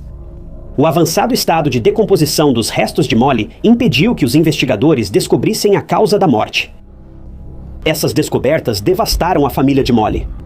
Infelizmente, a descoberta do corpo de Molly não levou os investigadores ao criminoso. O rapto repentino e o falecimento inexplicável de Molly abalaram todos na pitoresca comunidade de Warren. As pessoas ficaram arrasadas com a morte da jovem de 16 anos, mas a tristeza logo foi ofuscada pelo medo e pelo horror, porque quem tirou a vida de Molly ainda estava à solta e ninguém sabia quem era essa pessoa. A família Bish sepultou Molly em 2 de agosto de 2003, data em que ela completaria 20 anos. A família de Molly ficou devastada e se despediu de uma garota brilhante e alegre com o coração pesado e lágrimas nos olhos. O aniversário de Molly, antes motivo de alegria, virou um dia de luto permanente para sua família. Mas, enquanto o caso de Molly não avançou nos anos seguintes ao seu desaparecimento e funeral, os detetives de Massachusetts não desistiram. Eles queriam encontrar quem atacou Molly naquele fatídico 27 de junho. O caso de Molly teve grande divulgação, sendo destaque em 48 horas, os mais procurados da América, mistérios não resolvidos e desaparecidos. A polícia interrogou várias pessoas sobre o desaparecimento e morte de Molly, já que a investigação já era tratada como homicídio. Predadores violentos, agressores condenados e criminosos com fichas criminais preocupantes foram interrogados sobre o sumiço de Molly. Após a confirmação da morte trágica de Molly, os detetives também criaram um perfil criminal. Eles acreditavam que o assassino de Molly era um homem branco, entre 18 e 50 anos, que tinha um histórico criminal violento, fumava cigarros e conhecia a área onde o crime aconteceu. A questão é que isso poderia descrever quase metade da população dos Estados Unidos na época do crime. Apesar de ser um início, essa descrição era apenas um tiro no escuro. Vários suspeitos chamaram a atenção da polícia. Em 2005, um homem de Connecticut, acusado de tentativa de sequestro em Nova York, foi investigado no caso de Molly, mas não havia provas de seu envolvimento. Mais tarde, em 2009, outro suspeito chamou a atenção da polícia. Ele era Rodney Stranger e tinha um histórico criminal grave. Rodney, morador da Flórida, foi condenado por matar sua namorada, que morava em Southbridge, Massachusetts, perto de Warren, onde Molly vivia. Rodney, surpreendentemente, era igual ao retrato falado do homem estranho que Meg viu. Como se não bastasse, Rodney morava em Warren, Massachusetts, quando Molly desapareceu e costumava pescar no Commons Pond. Ele também caçava em Whiskey Hill, onde depois encontraram os restos de Molly. Para aumentar a estranheza, Rodney se mudou de Massachusetts para a Flórida 1 ano após o desaparecimento de Molly. O irmão de Rodney também possuía um Chrysler branco, que Rodney às vezes dirigia. Ao ser interrogado, Rodney negou envolvimento no desaparecimento das duas jovens, mas admitiu ter tirado a vida da namorada. Rodney pegou 25 anos de prisão pelo assassinato da namorada, mas não foi acusado no caso de Molly por falta de provas suficientes para condenação. E assim, mais anos se passaram sem avanços no caso de Molly. Isso até novembro de 2011, quando o detetive Dan Malley apontou Gerald Battistoni, também conhecido como informante confidencial número 62 da Força Tarefa de Narcóticos do Condado de Eastern Hampton, como possível suspeito do rapto e morte de Molly. Gerald também era um homem muito violento que foi preso e estava cumprindo pena por ter abusado repetidamente de uma jovem adolescente nos anos 1990. Ele tinha um histórico criminal desde os anos 1980 e frequentava Whiskey Hill, onde encontraram o corpo de Molly. Gerald correspondia ao retrato falado e Ra, uma pessoa de interesse no sumiço de Molly. Ele até tentou se matar na prisão após ser ligado ao caso de Molly, o que é bem suspeito. A família de Molly solicitou um teste de DNA e a Polícia Estadual de Massachusetts obteve o DNA de Gerald. Mas essa pista também não levou a lugar nenhum, já que Gerald faleceu em novembro de 2014. Nunca mais mencionaram o DNA coletado dele, então presumo que provavelmente não era compatível. No dia 3 de junho de 2021, porém, uma nova pessoa de interesse foi apresentada ao promotor e era Francis P. Sumner Sr., um infrator registrado. Seu histórico criminal tinha mais de 20 páginas. Ele foi preso por agressão agravada e sequestro e recebeu sentenças simultâneas de 15 a 18 anos pela agressão e de 9 a 10 anos pelo sequestro em 9 de julho de 1982. Ele foi encarcerado na prisão estadual de Walpole e foi libertado em 1997. Na época do sumiço de Molly, ele já havia saído da prisão e os detetives suspeitam que reincidiu em suas tendências violentas. Mas a polícia não pôde interrogar Francis Sr. porque ele foi encontrado sem vida em Massachusetts em 4 de maio de 2016, 5 anos antes de sequer ser considerado suspeito.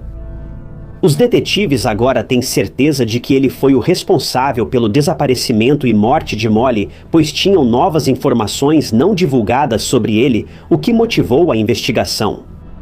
Até agora, Francis Sumner é o principal suspeito, mas a polícia não pode divulgar mais informações, pois o caso segue sob investigação. Revelar demais antes que a polícia tenha provas definitivas pode prejudicar essa investigação. Tudo o que eles dizem por enquanto é que, até onde sabem, Francis é o criminoso. Eles só precisam de um pouco mais de evidências para provar isso. Os investigadores tentam usar testes de DNA familiar com o DNA do filho de Francis para saber se ele esteve envolvido no trágico fim de Molly.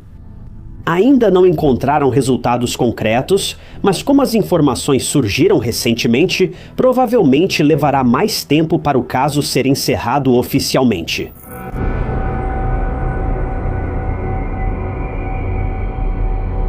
Quatro anos se passaram desde que Molly foi vista pela última vez e até hoje, o caso de Molly Bish, de 16 anos, continua aberto e tecnicamente sem solução. Francis Sumner é obviamente considerado o responsável.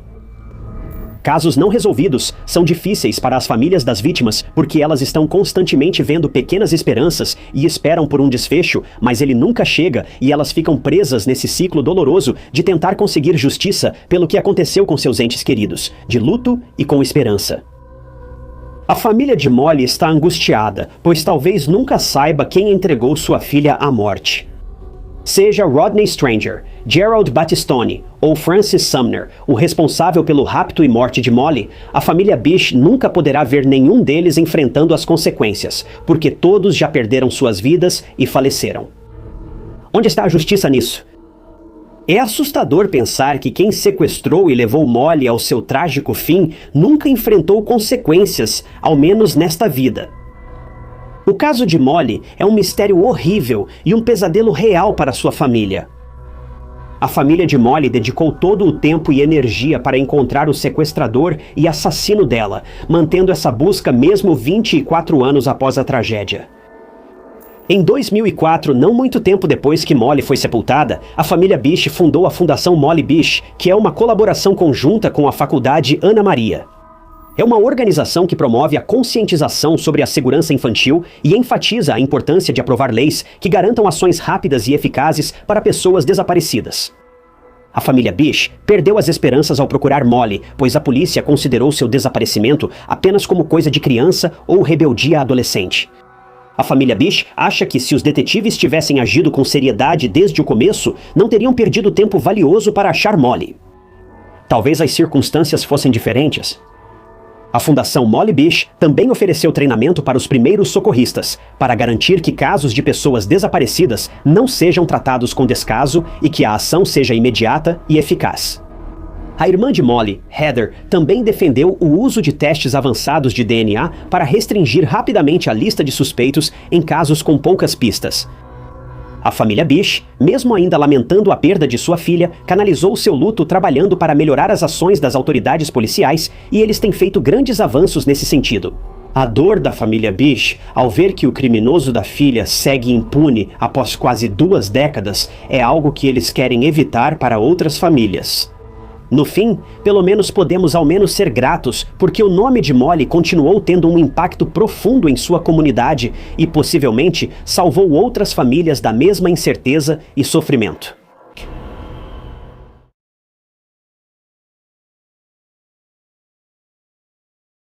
Vou te situar. Imagine-se no Reino Unido em 2021 nos lockdowns, andando sozinho após as 21 horas voltando da casa de um amigo. Quando um policial te para perto de casa. Você pode estar encrencado, pois não deveria sair de casa. Você espera perguntas do policial e, meio assustado, explica por que está na rua. Se tudo der certo, sai apenas com uma advertência. Mas uma coisa que você nunca esperaria é ser agredido e assassinado por esse policial, certo? Bem, Sarah Everard, de 33 anos, também não esperava por isso, mas foi exatamente o que aconteceu com ela. Sarah estava na companhia de um policial, um agente da lei. Então por que e como isso aconteceu com ela? Sarah confiaria mais em um policial do que em qualquer outro nessa situação, e você também. Mas após os acontecimentos desse caso, 47% das mulheres no Reino Unido afirmam que perderam a confiança na polícia britânica. O assassinato brutal de Sarah Everard mostrou que a polícia do Reino Unido, que deveria nos proteger, tinha um predador em suas fileiras, agindo de forma oposta ao seu dever. E Sarah, tragicamente, acabou sendo vítima da violência desse monstro. Sarah Everard nasceu em junho de 1987, filha de Sue e Jeremy Everard, em Surrey. Ela era a caçula de 3 irmãos, tinha uma irmã chamada Kate e um irmão chamado James. Em 2005, Sarah ingressou na Universidade de Durham. Ela se formou em 2008 e mudou-se para Londres, onde trabalhou em marketing. Na época, Sarah morava em Brixton Hill e era executiva de marketing em uma agência de mídia digital. Sarah, segundo todos os relatos, era vista como uma mulher centrada. Sarah também era uma amiga muito útil. Segundo sua amiga Rosa, que a conhecia desde a universidade, Sarah esteve ao seu lado quando sua mãe faleceu e sempre lhe deu apoio. Sarah, na época do caso em 2021, estava passando pela mesma turbulência que qualquer outra pessoa no mundo. Os lockdowns afetaram a todos, inclusive Sarah. A incerteza sobre o retorno à normalidade e as restrições nos afetaram bastante. Mas ninguém sabia que um dia fatídico em março mudaria a vida de Sarah para sempre e faria com que todos os outros tivessem de lidar com as consequências depois disso. Em 3 de março de 2021, Sarah, cansada do isolamento e do trabalho remoto, ficou animada quando Rose sugeriu um encontro em sua casa na Laithwaite Road, perto de Clapham Junction, a oeste de Clapham Common. Sarah se arrumou e foi encontrar a amiga para uma conversa necessária. Sarah, após visitar Rose e se sentir bem, saiu por volta das 21h e foi flagrada por câmeras no cruzamento da Broward Road. O telefone indicou que Sarah falava com Josh, seu namorado, e combinava de vê-lo no dia seguinte. A ligação durou cerca de 15 minutos, e às 21h28 ela foi flagrada por uma câmera de campainha na Pointers Road. 4 minutos depois, uma dashcam policial a registrou caminhando para casa na mesma rua. Na manhã seguinte, Josh ligou para Sarah, mas ela não atendeu, o que era estranho, pois tinham planos de se encontrar. Quando Sarah não chegou no horário combinado, Josh ficou muito preocupado. Além disso, ela faltou a uma reunião virtual de trabalho. Tudo isso foi muito perturbador. Após as 20 horas de 4 de março sem conseguir contato, Josh registrou o desaparecimento de sua namorada de 33 anos. Uma investigação sobre desaparecimento foi iniciada imediatamente. A polícia analisou imagens de câmeras próximas à casa de Sarah e percebeu que não havia sinal dela na rua. Todos suspeitaram de algo grave, pois isso indicava que ela não chegou em casa. A família de Sarah fez a viagem até Londres para colocar cartazes e ajudar a procurar por Sarah, além de tentar encontrar pistas e informações sobre o paradeiro dela. Sarah não era o tipo de pessoa que simplesmente ia embora sem avisar. Não havia nada de alarmante no comportamento dela e, de acordo com Rose, ela parecia normal e feliz. Quero dizer, tão feliz quanto alguém pode estar no meio de um lockdown miserável. Os investigadores sugeriram que o trajeto de Sarah era isolado, mas ela costumava percorrê-lo com frequência. Ela era uma pessoa ativa, preferia andar a pé sempre que podia. A caminhada da casa de Rose até a dela levava cerca de 50 minutos, mas o caminho era bem iluminado, e mesmo que as pessoas não devessem estar circulando durante o lockdown, Sarah se sentia confortável o suficiente para simplesmente ir andando para casa em vez de pegar um táxi. Os detetives estavam em um beco sem saída, sem pistas sobre o paradeiro de Sarah. Mas algo forneceu uma pista significativa no caso. Era uma câmera de segurança do ônibus. Um ônibus estava descendo a Pointers Road e registrou Sarah. Mas ela não estava sozinha. Veja, havia outra pessoa com ela, um homem para ser exato, e ao lado da estrada, um veículo branco estava estacionado com o pisca-alerta ligado. A câmera de painel de outro carro registrou o mesmo veículo às 21h38. Mas agora, ambas as portas do carro estavam abertas. Isso foi uma pista para a polícia, e agora eles precisavam encontrar esse homem rapidamente, já que ele claramente foi a última pessoa a ter contato com Sarah. Enquanto buscavam o homem do carro branco, os detetives receberam uma pista de uma locadora de carros em Dover, Kent, a quase 2 horas de Londres. O Vauxhall Crossland branco foi alugado por um homem chamado Wayne Couzens. Mas o Wayne não era só mais um alugando carro para o fim de semana. Ele era um policial em serviço da Polícia Metropolitana. Então, por que ele agora estava sendo procurado como suspeito em uma investigação de homicídio? Por que Wayne conversava com Sarah naquele dia? Ela tinha problemas? E onde estava agora? Para entender, era preciso conhecer Wayne.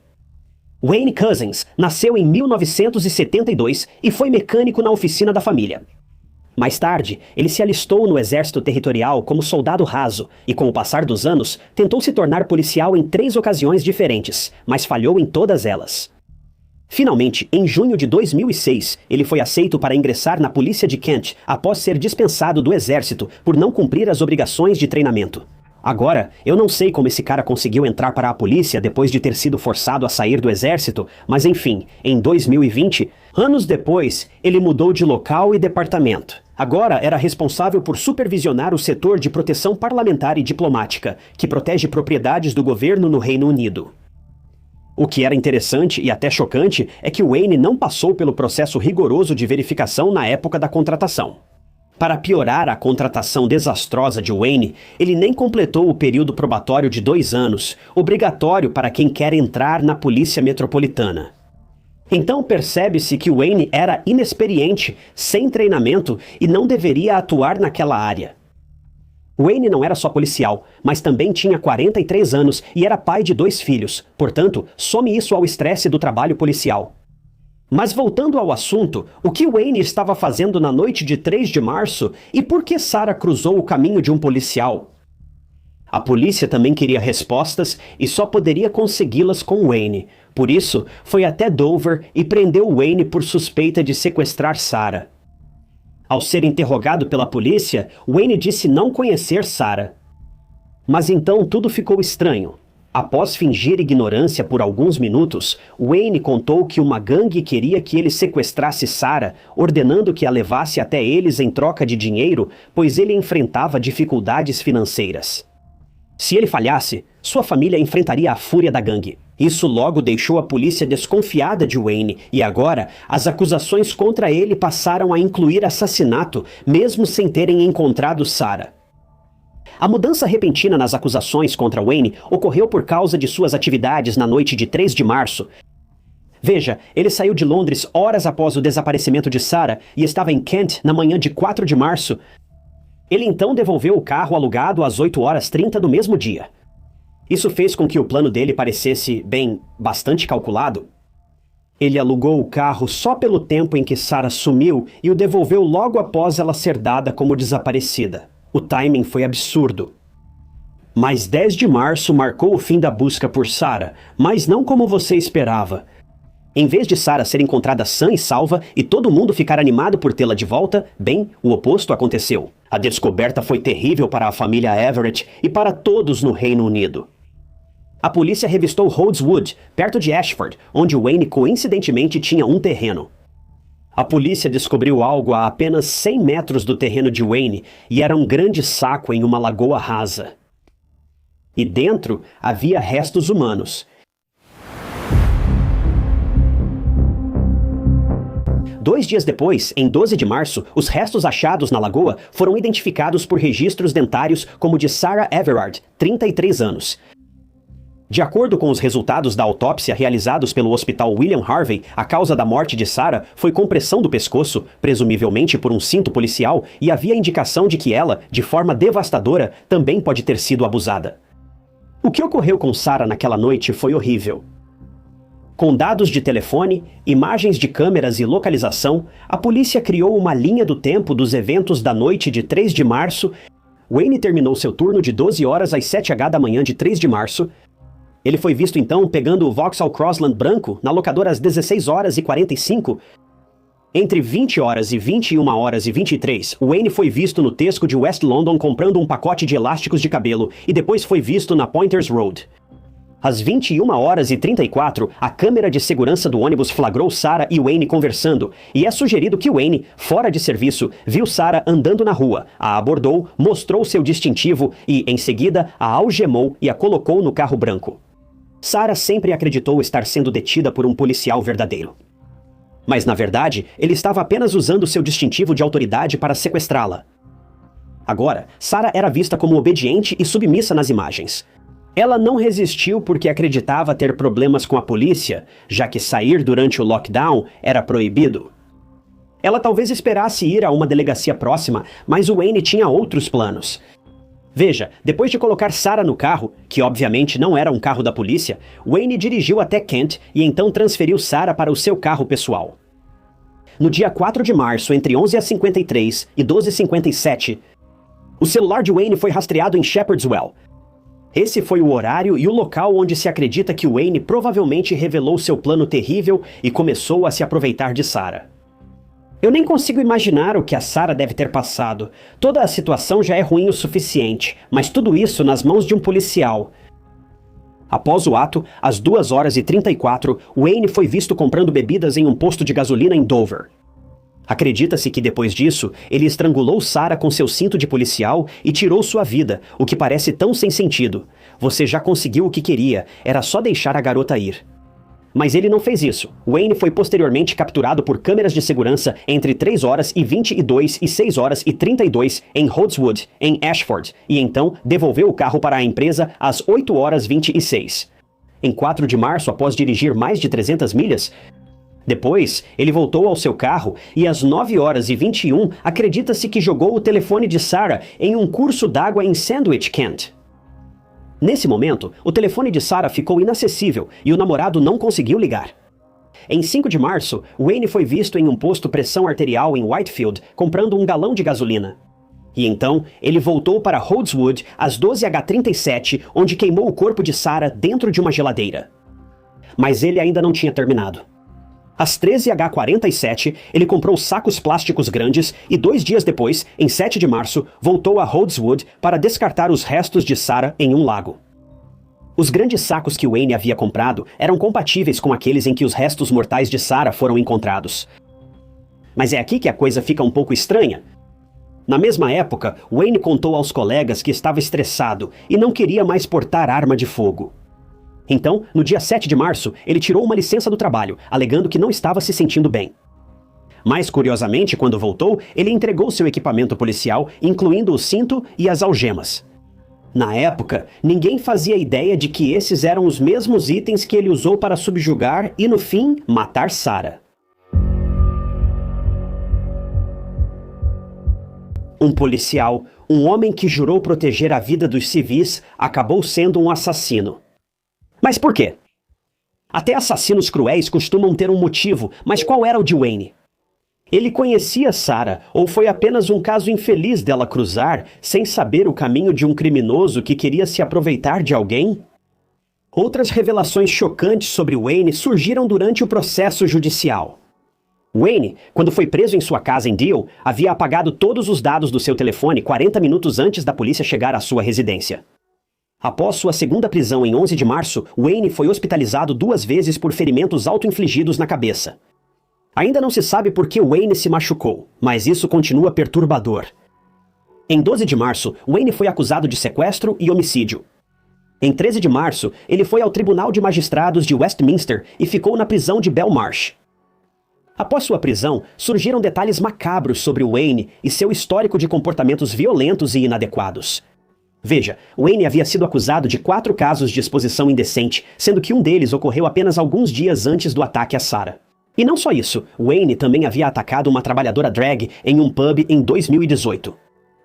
Também foi revelado que Wayne e 2 outros colegas de trabalho, Jonathan Cobbin e Joel Borders, compartilhavam mensagens extremamente inadequadas, racistas, misóginas e homofóbicas em um grupo do WhatsApp. O que torna toda a agressão à funcionária drag ainda mais estranha. Mas se isso não fosse suficiente, nem mesmo os profissionais da mídia estavam a salvo das garras do violento Wayne. Uma apresentadora de rádio, Emma B., que trabalhava na BBC Radio em Heart 106.2, também veio a público com sua própria experiência com Wayne. Isso envolveu ele se expondo indecentemente para ela em um beco escuro em Greenwich, em 2008, quase 13 anos antes do ataque a Sarah. Emma disse que tentou denunciar Wayne, mas quando foi à delegacia, os policiais riram dela e a ignoraram. Para acrescentar à lista de comportamentos inadequados de Wayne, ele tinha um apelido entre seus colegas que eu não posso repetir aqui, mas ele recebeu esse apelido por causa do quanto deixava as mulheres desconfortáveis. Veja, até os colegas de trabalho, que também eram policiais, entraram na brincadeira e deram a ele um apelido divertido. Pense nisso. Esse homem era literalmente um predador conhecido que estava entre as fileiras da polícia local, e nenhum policial fez nada a respeito. Eles riram e ainda deram a ele um apelido ridículo. Com tudo isso agora vindo à tona, e com as verdadeiras intenções de Wayne agora expostas ao público, em 8 de junho de 2021, Wayne se declarou culpado pelas acusações de agressão e assassinato de Sarah. Wayne confessou que o assassinato foi aleatório e que não conhecia Sarah antes, o que torna tudo ainda mais assustador. Pensar que Wayne, um policial que você presumiria ser alguém seguro para se ter por perto quando se está sozinho, estava procurando uma vítima para exercer seu comportamento violento é simplesmente inacreditável. A sentença de Wayne ocorreu em 29 de setembro de 2021. Apesar da tentativa do advogado de defesa Jim Sterman QC de obter prisão perpétua com liberdade condicional para Wayne, o Lord Justice Fulford o condenou à prisão perpétua integral. Uma condenação à prisão perpétua sem possibilidade de liberdade condicional é, na prática, a punição criminal mais grave do Reino Unido. Isso significa que toda a vida do criminoso agora ocorre dentro da prisão. Eles não têm chance de serem libertados e nunca mais verão o mundo livre. Wayne Couzens foi o primeiro na história a receber prisão perpétua com cumprimento integral por assassinar um civil. Isso demonstra como o judiciário estava empenhado em tirar esse criminoso reincidente das ruas. Em outubro de 2022, Wayne tentou recorrer de sua condenação, mas o recurso foi obviamente negado pelo Tribunal de Apelação. Em abril de 2023, veio à tona que Wayne ainda tinha direito a uma pensão policial de 7.000 libras por ano. Mas o prefeito de Londres encerrou isso rapidamente. Wayne ainda pode ter direito às pensões anteriores à aposentadoria médica, mas isso também pode ser retirado. Vamos aguardar. Lembra dos colegas do Wayne, Joel e Jonathan? Bem, eles também foram presos por enviar mensagens ofensivas no WhatsApp. Então eles também tiveram o que mereciam. Mas deixando tudo isso de lado, após a perda indescritível de Sarah, houve uma onda de indignação tanto entre homens quanto mulheres, não só no Reino Unido, mas em outros países também. Não só entre o público, mas também entre mulheres que trabalhavam no governo. Perderam a confiança na polícia. E quero dizer, dá para culpá-las? O caso de Sarah Everard e as ações da polícia do Reino Unido depois do ocorrido levaram a muitos protestos públicos, e a polícia mais uma vez demonstrou incompetência e total abuso de poder. A prova disso foi a vigília realizada para Sarah em Clapham Common em 13 de março de 2021. Centenas de pessoas participaram, incluindo Catarina, duquesa de Cambridge. O local estava cheio de flores e mensagens de apoio à família de Sarah. Muitos se reuniram no parque para ouvir os discursos do grupo feminista britânico Sisters Uncut. E foi aí que uma reunião até então pacífica rapidamente se desfez. A polícia cercou a área e prendeu 4 pessoas acusadas de violar as ordens de confinamento. A confusão levou a polícia a pisotear as flores deixadas para Sarah, e as pessoas foram contidas, algemadas, e muitos policiais também foram agredidos. E foi simplesmente uma bagunça geral na cena. Em 14 de setembro de 2023, 2 anos após o ocorrido, a Polícia Metropolitana veio a público com seu pedido de desculpas e pagou uma quantia substancial pelos danos daquela noite. Várias vigílias aconteceram em Londres e nas cidades de Birmingham, Bristol, Cardiff, Edimburgo, Leeds, Nottingham, Liverpool e até Sheffield. É seguro dizer que, após a morte de Sarah, a polícia ficou sob o olhar atento do público. As agências de segurança foram criticadas tanto pela violência na vigília quanto pela falha em evitar a morte de Sarah. Com a lista de acusações e delitos de Wayne exposta publicamente. Mas isso não impediu que oficiais da Polícia Metropolitana dessem outra solução sem sentido para impedir crimes semelhantes. Eu juro que deve ter alguma coisa na água, porque ninguém é tão cego ou ignorante assim naturalmente.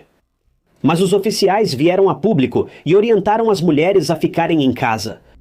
Não saia à noite. Se um policial sozinho se aproximar para interrogar, disseram para apenas gritar por ajuda. Essas pessoas estavam insinuando que era responsabilidade da mulher ficar olhando por cima do ombro e se proteger na calada da noite, como se estivéssemos vivendo nos anos 1700 ou algo assim, porque predadores vestidos com uniformes de policial agora estavam à solta. As autoridades basicamente disseram: não vamos mudar como avaliamos novos policiais. Vocês é que devem ficar atentos. E se mais alguém morrer, talvez a gente faça algo. Grite por socorro e veja o que acontece. Mas não acabou. O comissário de incêndio e crimes, Philippe Allott, teve que renunciar após um voto de desconfiança em outubro de 2021, depois de sugerir que as mulheres precisavam aprender a ser, entre aspas, espertas nas ruas e saber quando podem ou não ser presas. Acho que já é hora de acabar com essa história. Não sei quanto mais dessa idiotice suporto. Sei que essa história é antiga, mas só ouvi falar hoje. Precisei parar de acompanhar a mídia durante a pandemia porque não aguentava mais. E histórias como essa, bem, é exatamente por isso. Wayne Couzens está preso e a polícia tenta reparar o erro, mas é impossível não pensar que Sarah morreu só por andar sozinha para casa à noite. Ela não fez nada de errado. Ela nem estava em uma área particularmente perigosa. Uma mulher sozinha nunca deveria ter medo de andar sozinha no escuro, assim como um homem também não deveria. Quero dizer, temos que ser honestos, andar por uma cidade depois de escurecer é perigoso, não importa quem você seja. Mas o fato de toda essa força policial ter sido tão indiferente só porque foi uma mulher que foi atacada, está tão além da compreensão que essas pessoas precisam ser internadas em algum tipo de hospital. Sarah achou que estava em um lugar seguro na presença de um policial, e com toda razão. Mas a própria pessoa que ela achou que iria apenas lhe dar uma advertência por violar as restrições do lockdown acabou se revelando um monstro em todos os sentidos da palavra. O que mais me incomoda em histórias como essa é que parece que muitas autoridades hoje em dia só querem tratar os sintomas do problema. Não quer ser morto? Grite por socorro. Não quer sofrer uma emboscada depois de escurecer? Não saia à noite.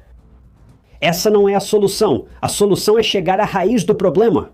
Aumentar a presença policial onde for possível, demitir todo policial que não foi devidamente avaliado durante o processo de contratação e estabelecer diretrizes mais rígidas sobre quem pode ou não entrar para a força policial. Agora, não estou dizendo que isso vai realmente resolver todos os problemas, mas é um começo, já é algum progresso. Você não pode culpar quem já é mais vitimizado pelos criminosos. Meu coração está com a família da Sarah, porque do meu ponto de vista, parece que ela perdeu a vida por nada, literalmente por nada. Desde aquele dia horrível, quase não houve progresso. E não parece haver nenhum plano de mudança para o futuro. Foi tudo um desperdício.